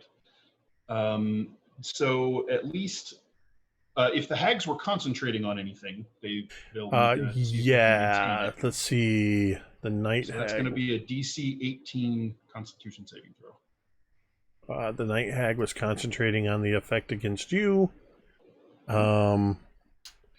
DC 18, you said? Well, I'm not DC rolling 18, the half the damage. I'm not rolling the Dawnbringer die. That's a 17 on the die. So yeah, that's going to be a pass. But you get to make a con save. I get to make a con save? Yeah. Wait, to shake off the enfeeblement? Yeah. Okay, that'll be at the end of my turn. That's fine. Yeah, was the other hag concentrating on anything or no? No, Thorgarn had already, or Talmud had already broken her effect. All right, cool. How far away is the night hag from me? Let's see. So you're over by the table. Night hag is 5, 10, 15, 20, about 25 feet away from you. Okay. As a bonus action, I will conjure one of those spectral watery tentacles and smack her with it. Which that will be huge. 28. Yeah. I assume that hits. I hope that hits. So I will do, it looked like she took the cold damage, so I'll go ahead and smack her with some cold. So she'll take 6 points of cold damage and have to make another concentration save. Maybe she Cone of Cold was strictly cold damage. Strictly cold damage. Okay. And 6. this tentacle is also full cold damage. And then I gotta make some adjustments here. Because they did not take as much damage. Oh, they seem to resist? Then I would like to do lightning damage with the tentacle, if that's okay. See if that does any better for us. All right, so you're going to do lightning with the tentacle. Yeah. That seems to do the trick. Oh, lovely. That was against the Night Hag. Yes. So just a DC 10 on that one for her concentration, but maybe she rolls well.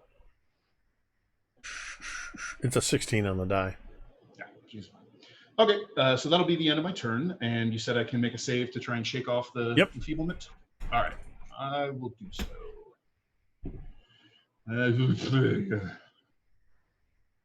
not so good. And Griveth, your turn lasts for a full minute, right? I'm gonna burn my inspiration to get it. Yeah, at this rate, you guys have been doing all this in the space of about 20 seconds tops. Yep. So that save is going to be an 18. For yours. Shaking off the enfeeblement. Let's see, it was the Night Hag that put it on you. That's DC 12 plus. It was a 15, so Okay. you shake it off. Hooray! And that's the end of my turn. Talmud, you are up. Get him. Okay, so Talmud is still cursed, but not enfeebled. Correct. The Gerithan and the Green Hag are both still standing. Next to me. Right, okay. I think I'm just going to stay on the Green Hag and try to cut her down. So, attacking recklessly again to wash the disadvantage from the curse. Okay, 28 on the first one. Yep. Is she concentrating on the spell? Because I hit her last round a couple of times. I don't think she currently is. Okay. I know the purple one is. One moment. Oh, please. One moment. I will make sure. Yeah. So hold on a second. Her from your a couple of attacks you did. She what? I don't remember the exact damage you did, Talmud. It was or Thorgarn. I'm gonna say Total of 35 amongst three different attacks. okay. So one of them was 7 damage. The other ones were about half of whatever the remainder. So all of the con saves were in the teens. Okay. So they would have passed. So Talmud, you got a hit. Yes, on the first one, and then my second one, I used a domain die, and then got a 28 total. The first damage that I got was 11 points. All right. The second was 20 points. She is starting to show the signs of all of this attacking. She's looking pretty bad. You could just give up, dearie, if you'd like.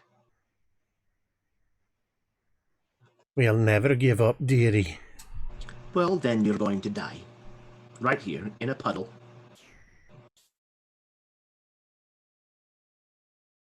All right, is that your turn, Talmud? It is. Drown, you can see the Night Hag that you struck.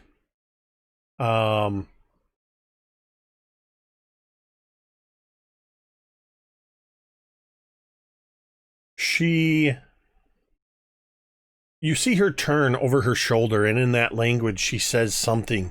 And the hag in the back.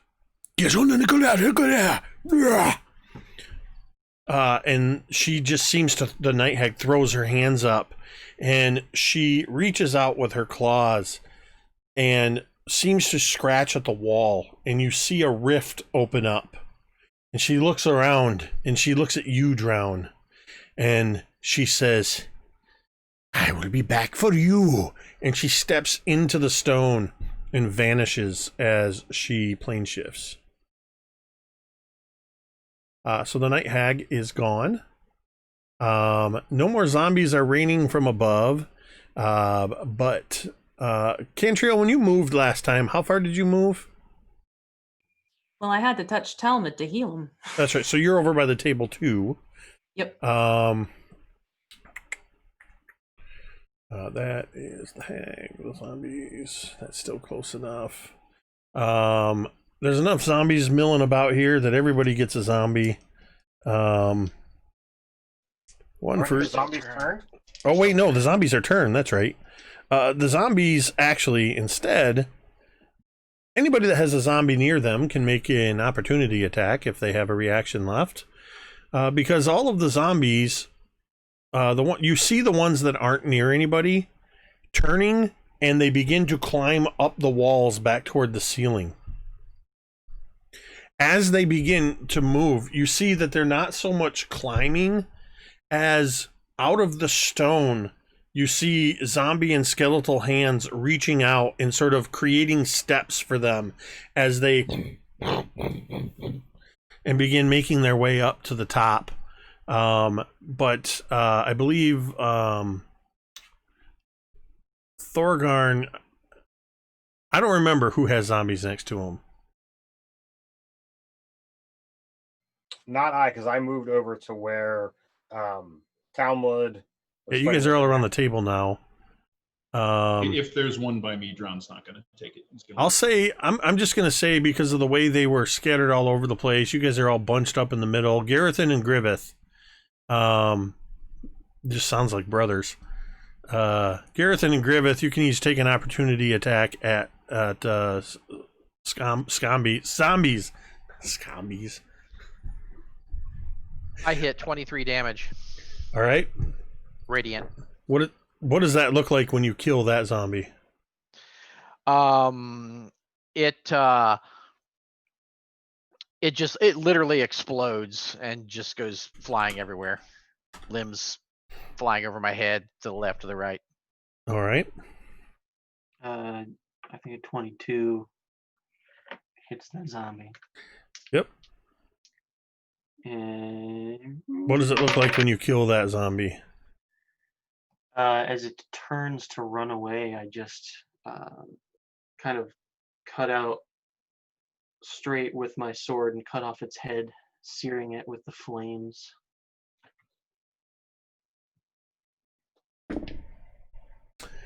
It runs for about 10 more feet before it falls to the ground, suddenly realizing it is in fact dead.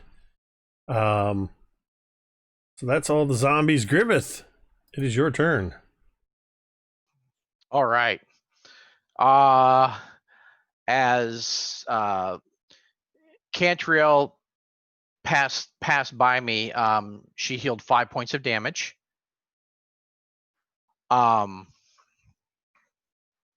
Okay, so we got this. We still got this green hag over by the table, right? Yeah, she's in really bad shape, and everybody's suddenly showing up within like 10 feet of her. Yeah. All right, let's take care of this little problem. So, Dawnbringer held aloft, held high, is going to come down and end her days forever. That's a 15. Is that a hit? What was it, a 15? A 15, yeah. As you bring Dawnbringer down at her, she reaches up with a hand and stops the blade. You see, as you pull the blade back, a thin line and a trickle of blood, but you do no damage to her. Well, we can't have that. The next swing, a 19. That will hit. All right. How bad off does she look? Well, the little icon in my combat tracker is mostly filled with pulsing red, so she's pretty bad off. Okay. I will just do normal damage then. Oh crap. Okay. That's not too bad. 18 damage, radiant. All right. Let's see. Yep, 18 damage. You cut a big slice into her, and she's now looking really bad. Oh, sorry, my friend. I meant to take her out for you. Is that your turn? That's it. All right. The two Gerithan that are captured are going to attempt an escape again, but they take damage at the top of their turn, Drown. They do indeed. Shows that them. 13 points of cold damage. Those poor bastards.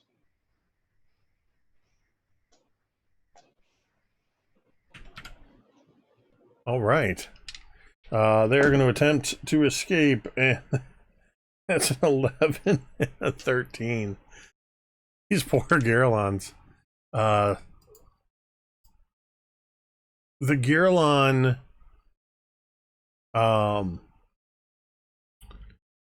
in the hallway is going to,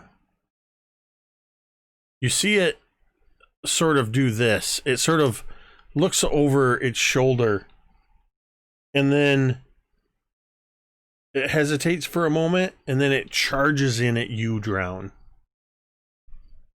It is going to make all 5 of its attacks against you.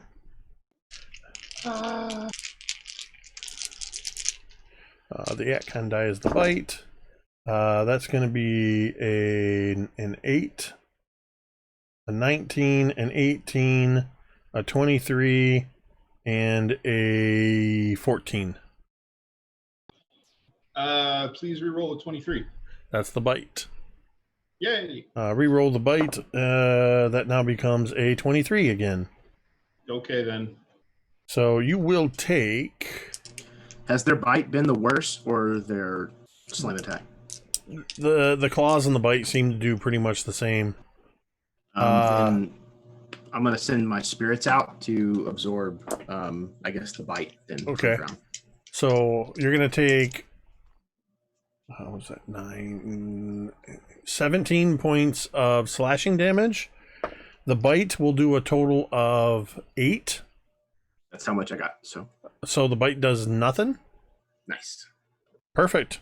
Am I so within a 30 spirit. feet? What's that? Am I within 30 feet of Drown? Yes, you are. I want to use my reaction to use my protective field and kind of send out this psionic energy that absorbs part of his damage. Protect Drown Day, and I like it. Okay. And he's going to... you don't take 10 of that damage. Okay.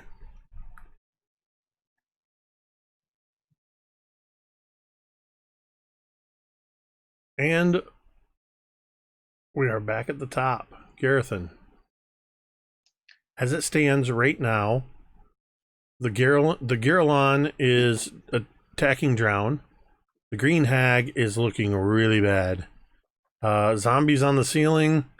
Dead zombies everywhere. Dead Gerithans everywhere. And that's all you know about. How far away is the hag? The hag is probably about 15 feet away from you at this point. Okay. 1 second. Drown, make me a perception check real quick.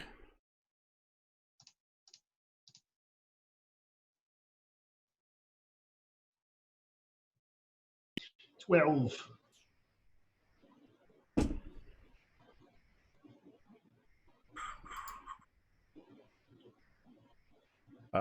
Let's see, that would be...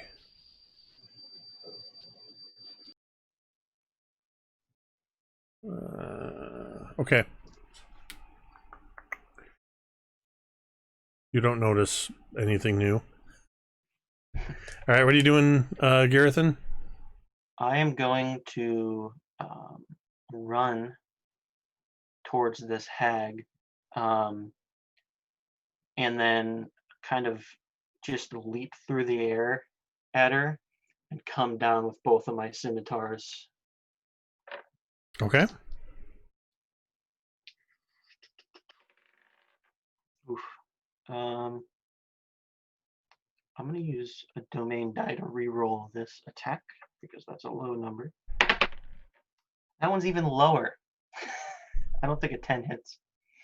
A 10 does not hit. One of your scimitars slams into the stone wall behind her, sending sparks flying. But a 24 probably hits. 24 does hit. That was a distraction as your other scimitar drives into her, Exactly. dealing 11 points of Gerithan damage. You drive your scimitar through her chest. You hear and feel the blade strike stone behind as it passes through. As you pull the blade out, cauterizing the wound, she's still standing. Oh, Blood is leaking out from multiple wounds as she's looking at all of you. My sisters will avenge me. Goliath will destroy you and make you his servants. Blood is just pouring out of her mouth at this point.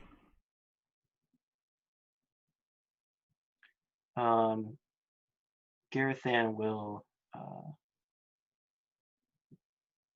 just look at her with this,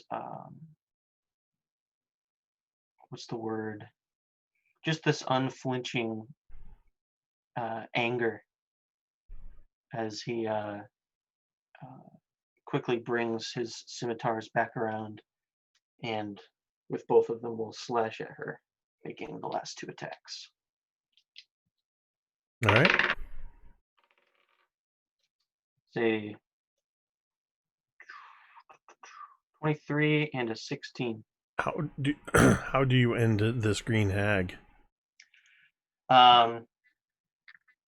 Just with that furious, just complete lack of care for her threats. He's seen it all before. He's dealt with worse, and he wants nothing to do with what she has to say, as he just swiftly comes down with both of his scimitars.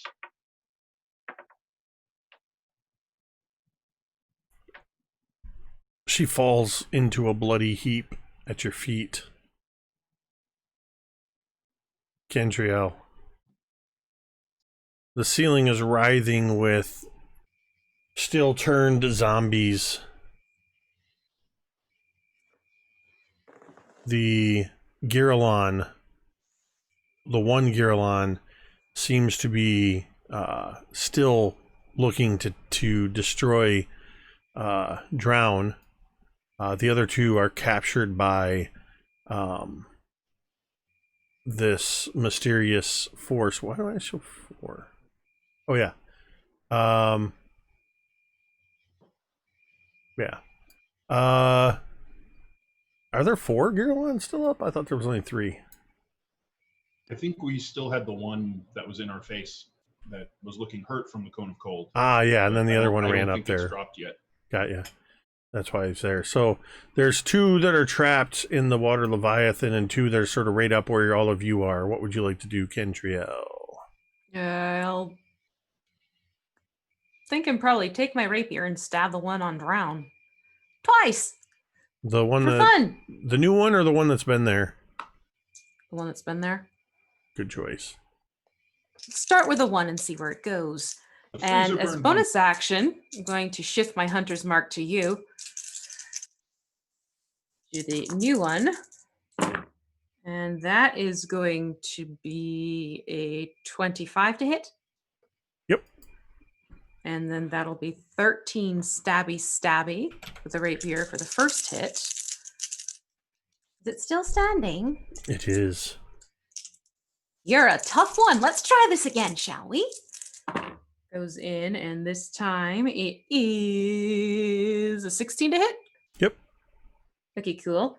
And then that is going to be 15 points stabby. How do you kill this, Gerithan?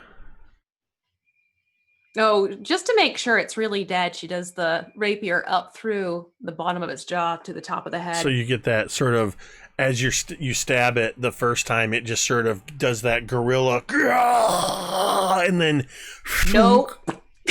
and you just see in its open jaw this silver just pierce through, and the tip of it comes out the top of its head. Its eyes roll back in its head, and as you pull the rapier out, it drops to the floor. All right, that's one down. And Cantriel, as you do this, you hear again in your ear, one way or another, you will join your family in these crypts. Cantriel Cavatina. Not if my friends have anything to say about this. She's going to be saying this out loud, so people are going to know she's hearing something. I'm grabbing a brand new D20 because I don't like these other ones. Does a 17 hit you? Not if you re-roll. Well, that's not a guarantee, but I will re-roll it. I also realized that I'm not going to change it, but I realized until that point, I don't think I was taking 2 domain dice away for re-rolls. But those are freebies. That is now a 16 to hit. It hits. You feel claws dig into your shoulder as you realize somebody is there that was whispering in your ear. This time they're there physically. And you actually see what looks like only from the elbow down to the claws coming out of an ethereal space as these claws dig into your shoulder for... Oh, that's 3 Dawnbringers. So that's 18, 20, 24 points of psychic damage. As these claws dig into you, you see your family. You see that moment when they were all saying goodbye, the last time you saw them all. And then you catch visions of their fleeting, momentary flashes to the tune of a heartbeat. With each, you see the screaming face of your brother. You see your sister crying out in pain, begging for whatever it is that's tormenting them to leave them alone. You see your mother crying out to spare the children and take them instead. You see your father remarkably calm, his glasses broken and askew, and a red rage in his eyes. And then the figure is gone that was just there, that gave you these nightmare visions. It has vanished.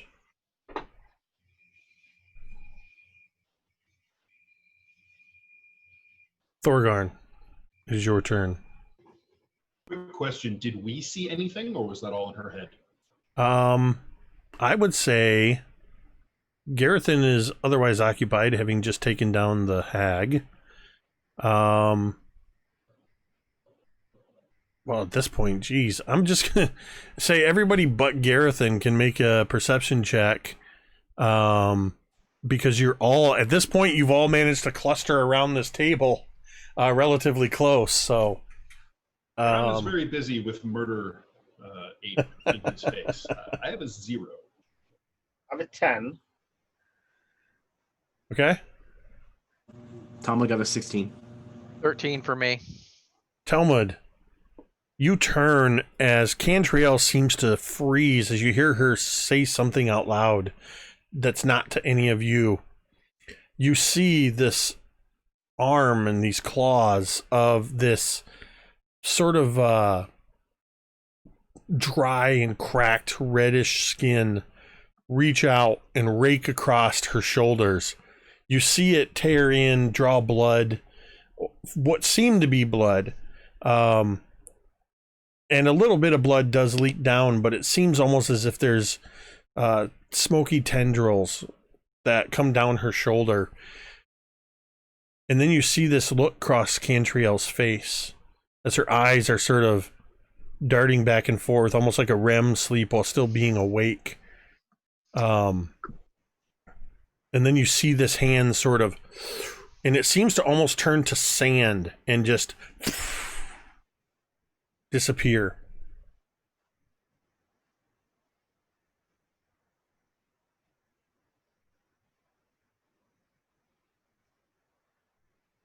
At this point, Thorgarn, There's still one Grillion there, right? there's 3 total Gerithan. But There's 2 that are trapped, and there's the one that had joined the fray from guarding. Thorgarn, make me a perception check. I just failed at this. Why not? Oh, that's a 17. All right, what are you gonna do? My plan was to, charge the remaining Gorillon. Okay, you charge toward it, still in your rage. As you do, the Gerithan with all 4 arms starts going like this. With 3 of its arms. One of its arms is trying to pull at the mask on its face. I will hold off.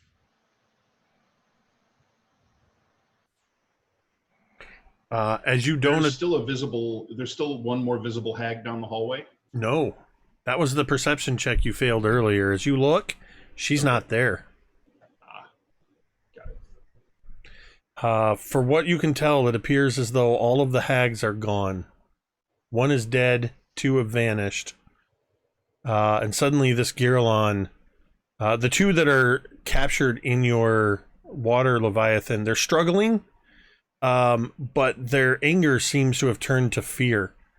And the one standing there, as you don't attack it, Thorgarn, it rips the mask off and throws it to the ground. And it sort of looks at all of its claws and its hands and looks at all of you. And in front of you in particular, Drown, this Gerithan drops to its knees and sort of puts all 4 hands at its side. And in a show of animal submissiveness, it lifts its head back, exposing its throat to you.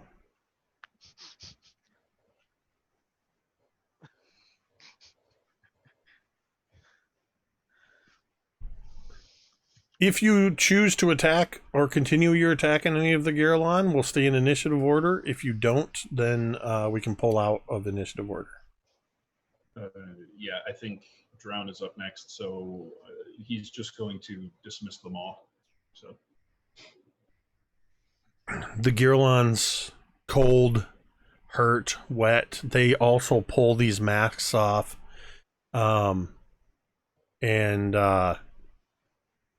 They seem to sort of keep their distance from all of you. What do you do with the one that's kneeling submissively before you, Drown? Basically ignore it. Just sort of turn and look at everyone who's been clawed and blasted, and everyone all right, more or less.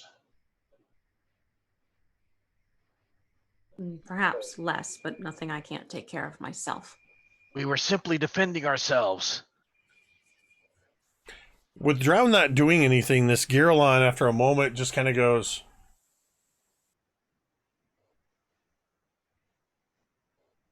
and then kind of slowly pulls itself to its feet.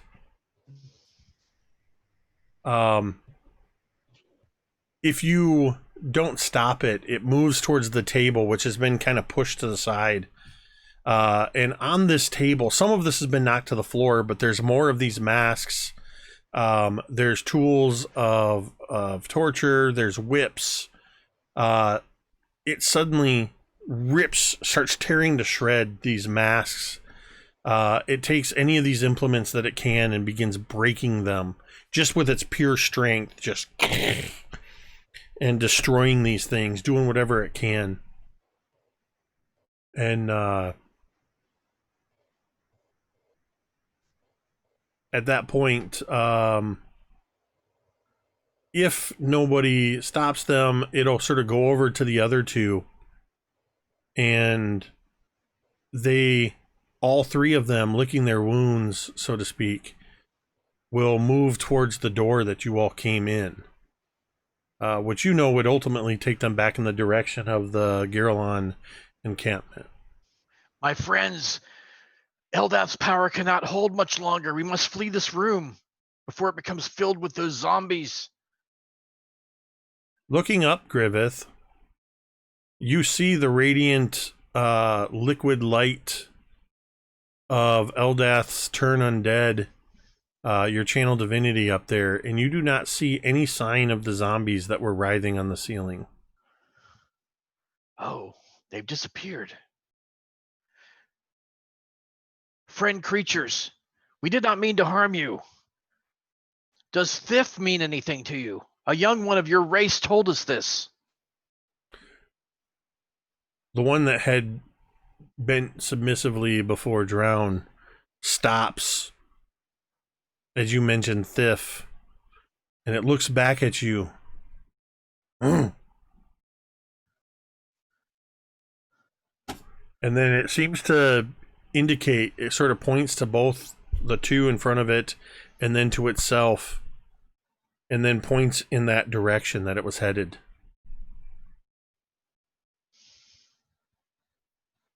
It's waiting. We get the... Oh, I'm sorry. Go ahead. I was going to say, do we get the feeling that these creatures... Well, this was their place before the others came, right? That's what Thif told you, that that they had inhabited these catacombs for a long time, and then Gulthias showed up and started enslaving any of them that he could.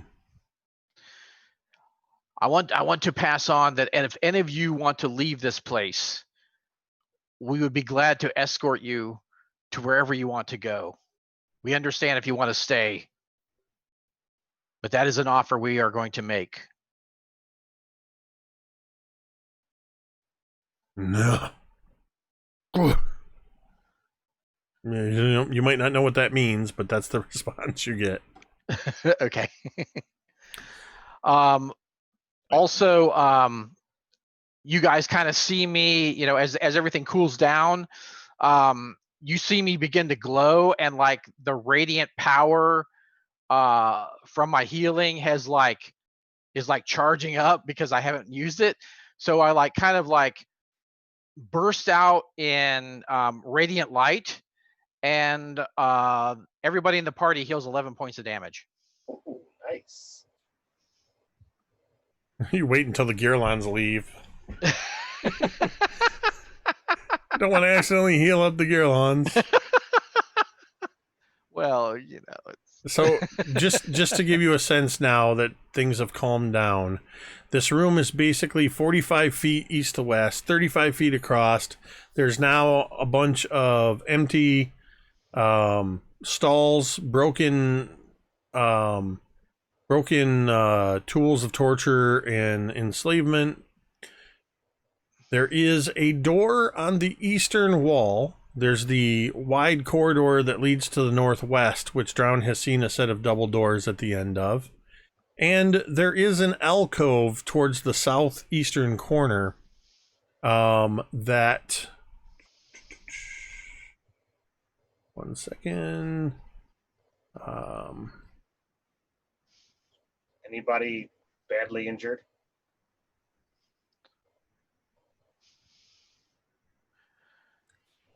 I mean, not looking too good, but standing.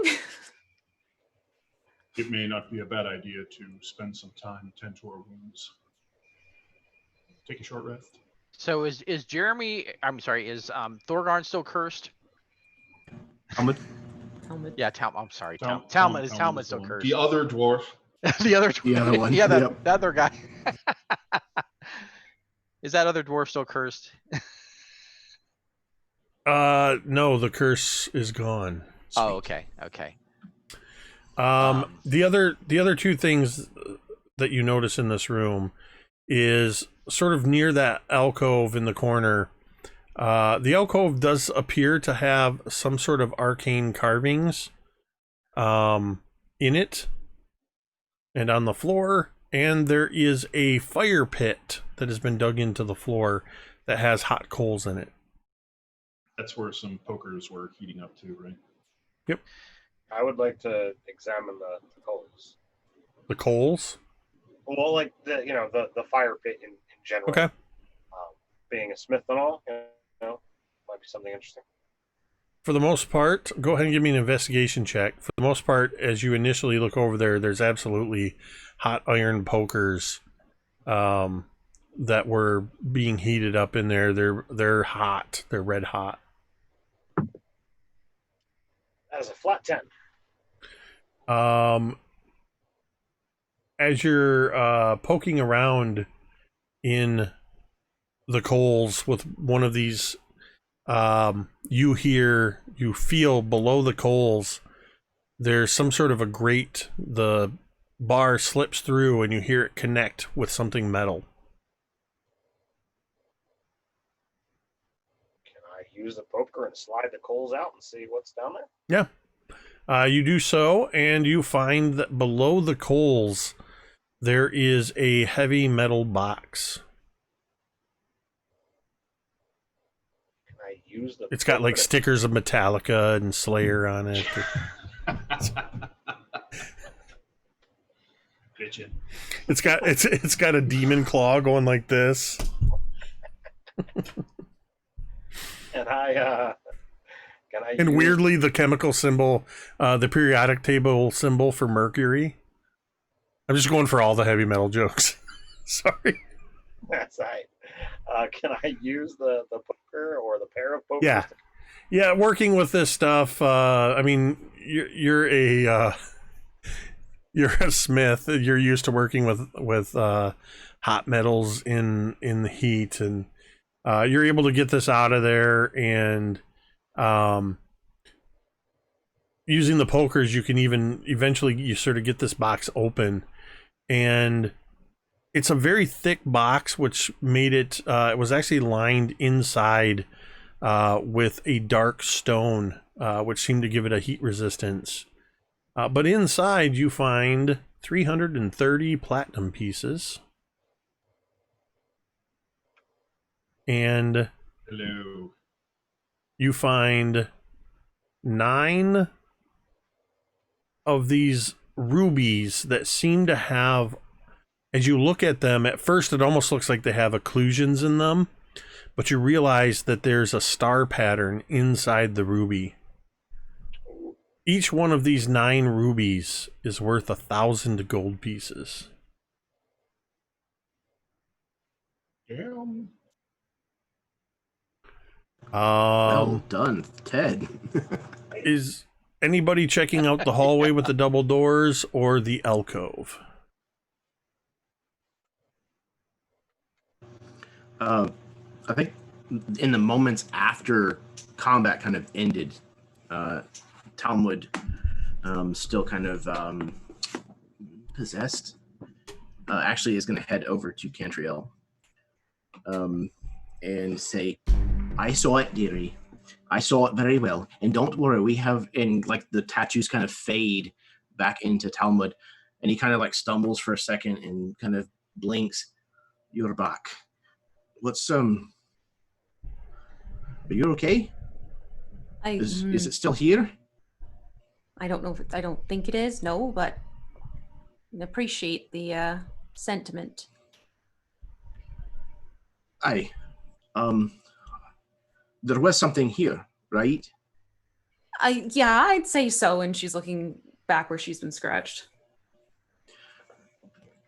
That I can't do anything for, unfortunately. No, I know I can do something for myself, but maybe another set of eyes wouldn't be a bad thing to have looking around for that thing, whatever it was. Aye. Jake, Well, in the you meantime, I'm going patched up. to investigate the alcove, if that's all right. Okay. Go ahead and give me. Sorry, Jeremy, didn't mean to cut you off. While they No, you're good. continue, give me an investigation check. You can continue, Talmud.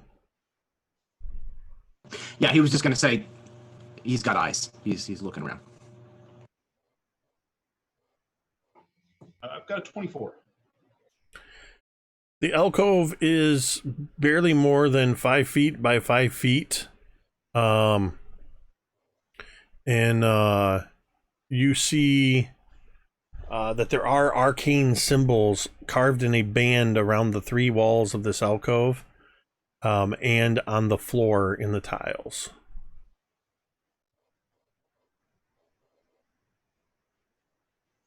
They seem nothing strange about them. They're just carvings. They don't have anything. There's nothing glowing. Okay. They're not carved over other Does symbols. it look like it could be something like this could be a teleportation circle? Or You could try an Arcana check. you give it a shot. No. I mean, it doesn't look like a standard teleportation circle kind of thing, but it is a small chamber with arcane runes carved into it. Gerithan will, after things have calmed down, he'll just kind of take a second to sheathe his blades, and they sort of extinguish as he slides them into the scabbards. And he just leans against the wall for a minute, kind of catches his breath, and then will notice the alcove and will head over there to investigate as well, specifically the arcane sigils. Okay. As you're doing that, Cantriel, as you sort of reach back to heal yourself, where this thing scratched into your shoulder,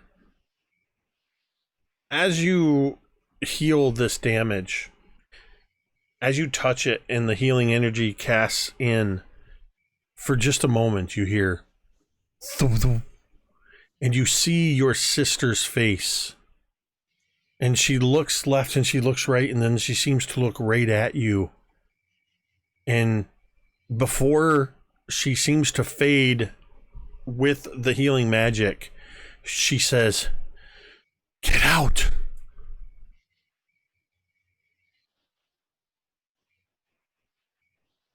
You can't tell me what to do.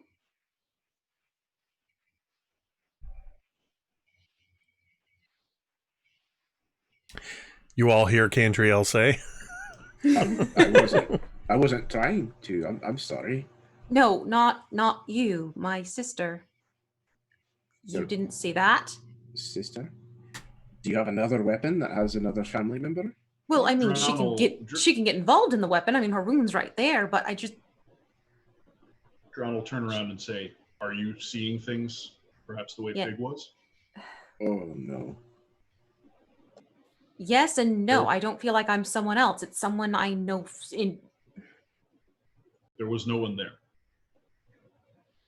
Well, I saw my sister's face telling us to get out. And that creature was whispering in my ear things that family is buried here, and I'm going to join them, and there's already a sarcophagus waiting for me. Didn't Your somebody family. say something about vampires messing with minds? I'll believe it when I see This it. one has been messing with our minds since we arrived, at least twice. The tapestry, and then again that shared nightmare where we were back on the ship. Do you have reason to believe that he's telling the truth, that your family is buried here? Well, I know he put them to good use. So, not to be a bringer of bad news, but what do we do if he uses them against us? What if they're undead? If they're undead, then they're already gone. That's not them. Okay, just want to make sure that we're not going to do anything to upset things. They're shells, they're pawns, they're puppets for Golthias. They're not my family anymore if that's what they've become. We can't flee. We must end him. That I already knew.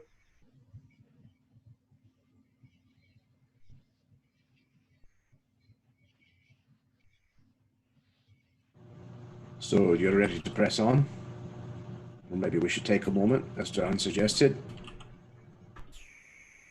I know I could use a little bit of a rest. How you doing As long there, as cousin? it's safe.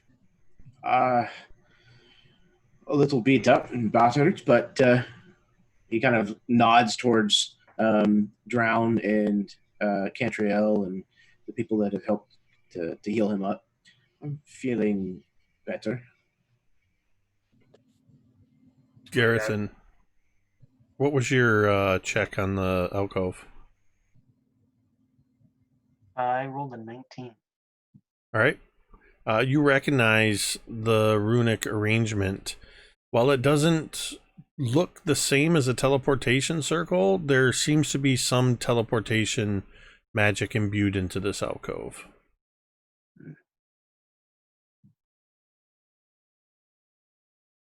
Interesting. I take note of that. And then I just will lean against a wall. I pull out this, I have this kind of big, almost like a medallion. It's this coin. It's about 3 inches in diameter that I produce, and I'll just lean against the wall and flip it casually into the air. Just watching you guys talk amongst yourselves.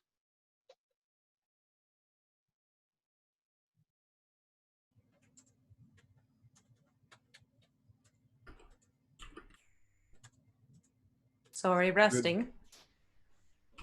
Perhaps it would be a good idea before we move on to the doors. Right, well. Fine by me. Well, we just have to remember that at least one of those things got away. I didn't see the one hag at all, but I know Thorgarn did see the purple one, and we know the purple one fled. Right. There were and two in the there's hallway. I believe they both vanished. So, And there's another thing that seems to be reaching from somewhere beyond. That's what got Cantriel. You saw it? I saw its hand, yeah. Not whatever was happening to Fig then. That's good at least. No, I don't think so. Fig never mentioned any kind of clawing hand. Gerithan, when you experienced whatever you did to come here, was there anything that actually physically attacked you?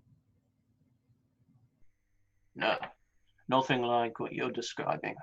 No claws.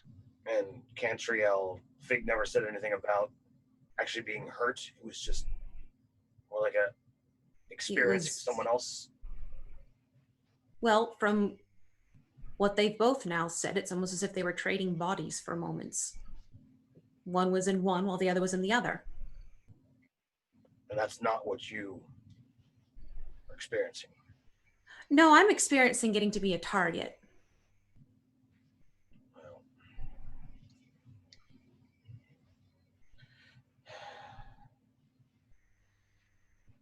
feel it's safe to rest here? It's not particularly safe anywhere here, but I'm withdrawn on that one. recovering what little we can as we move on seems prudent. If these things can attack us from somewhere beyond, they can do it whether we're resting or whether we're triggering a trap or fighting something horrible beyond the doors. My eyes are nowhere near as good as Cantriel's, but I'll watch. I'm feeling fine. That fight didn't take much out of me.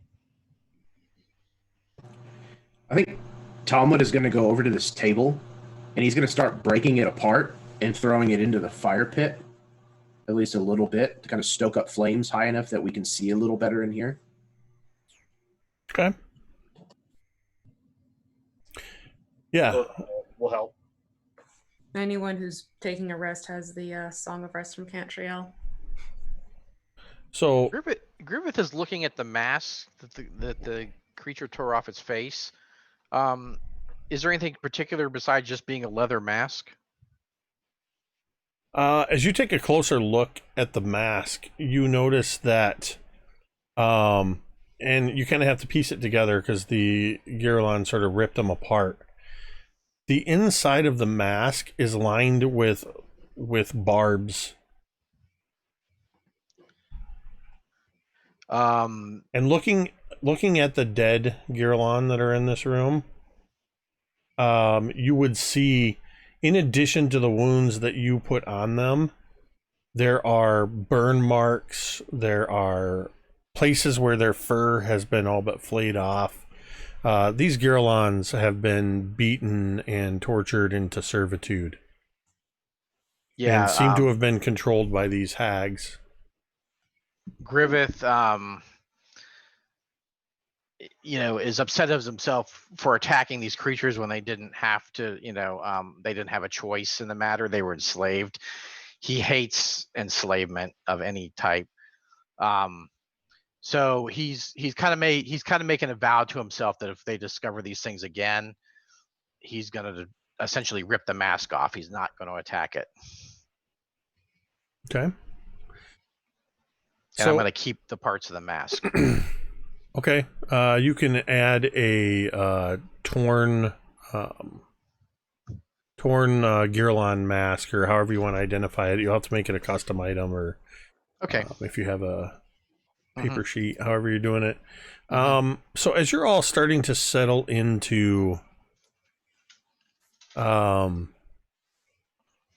rest, and Cantriel is assisting with a Song of Rest. Gerithan, I need you to make me a quick perception check.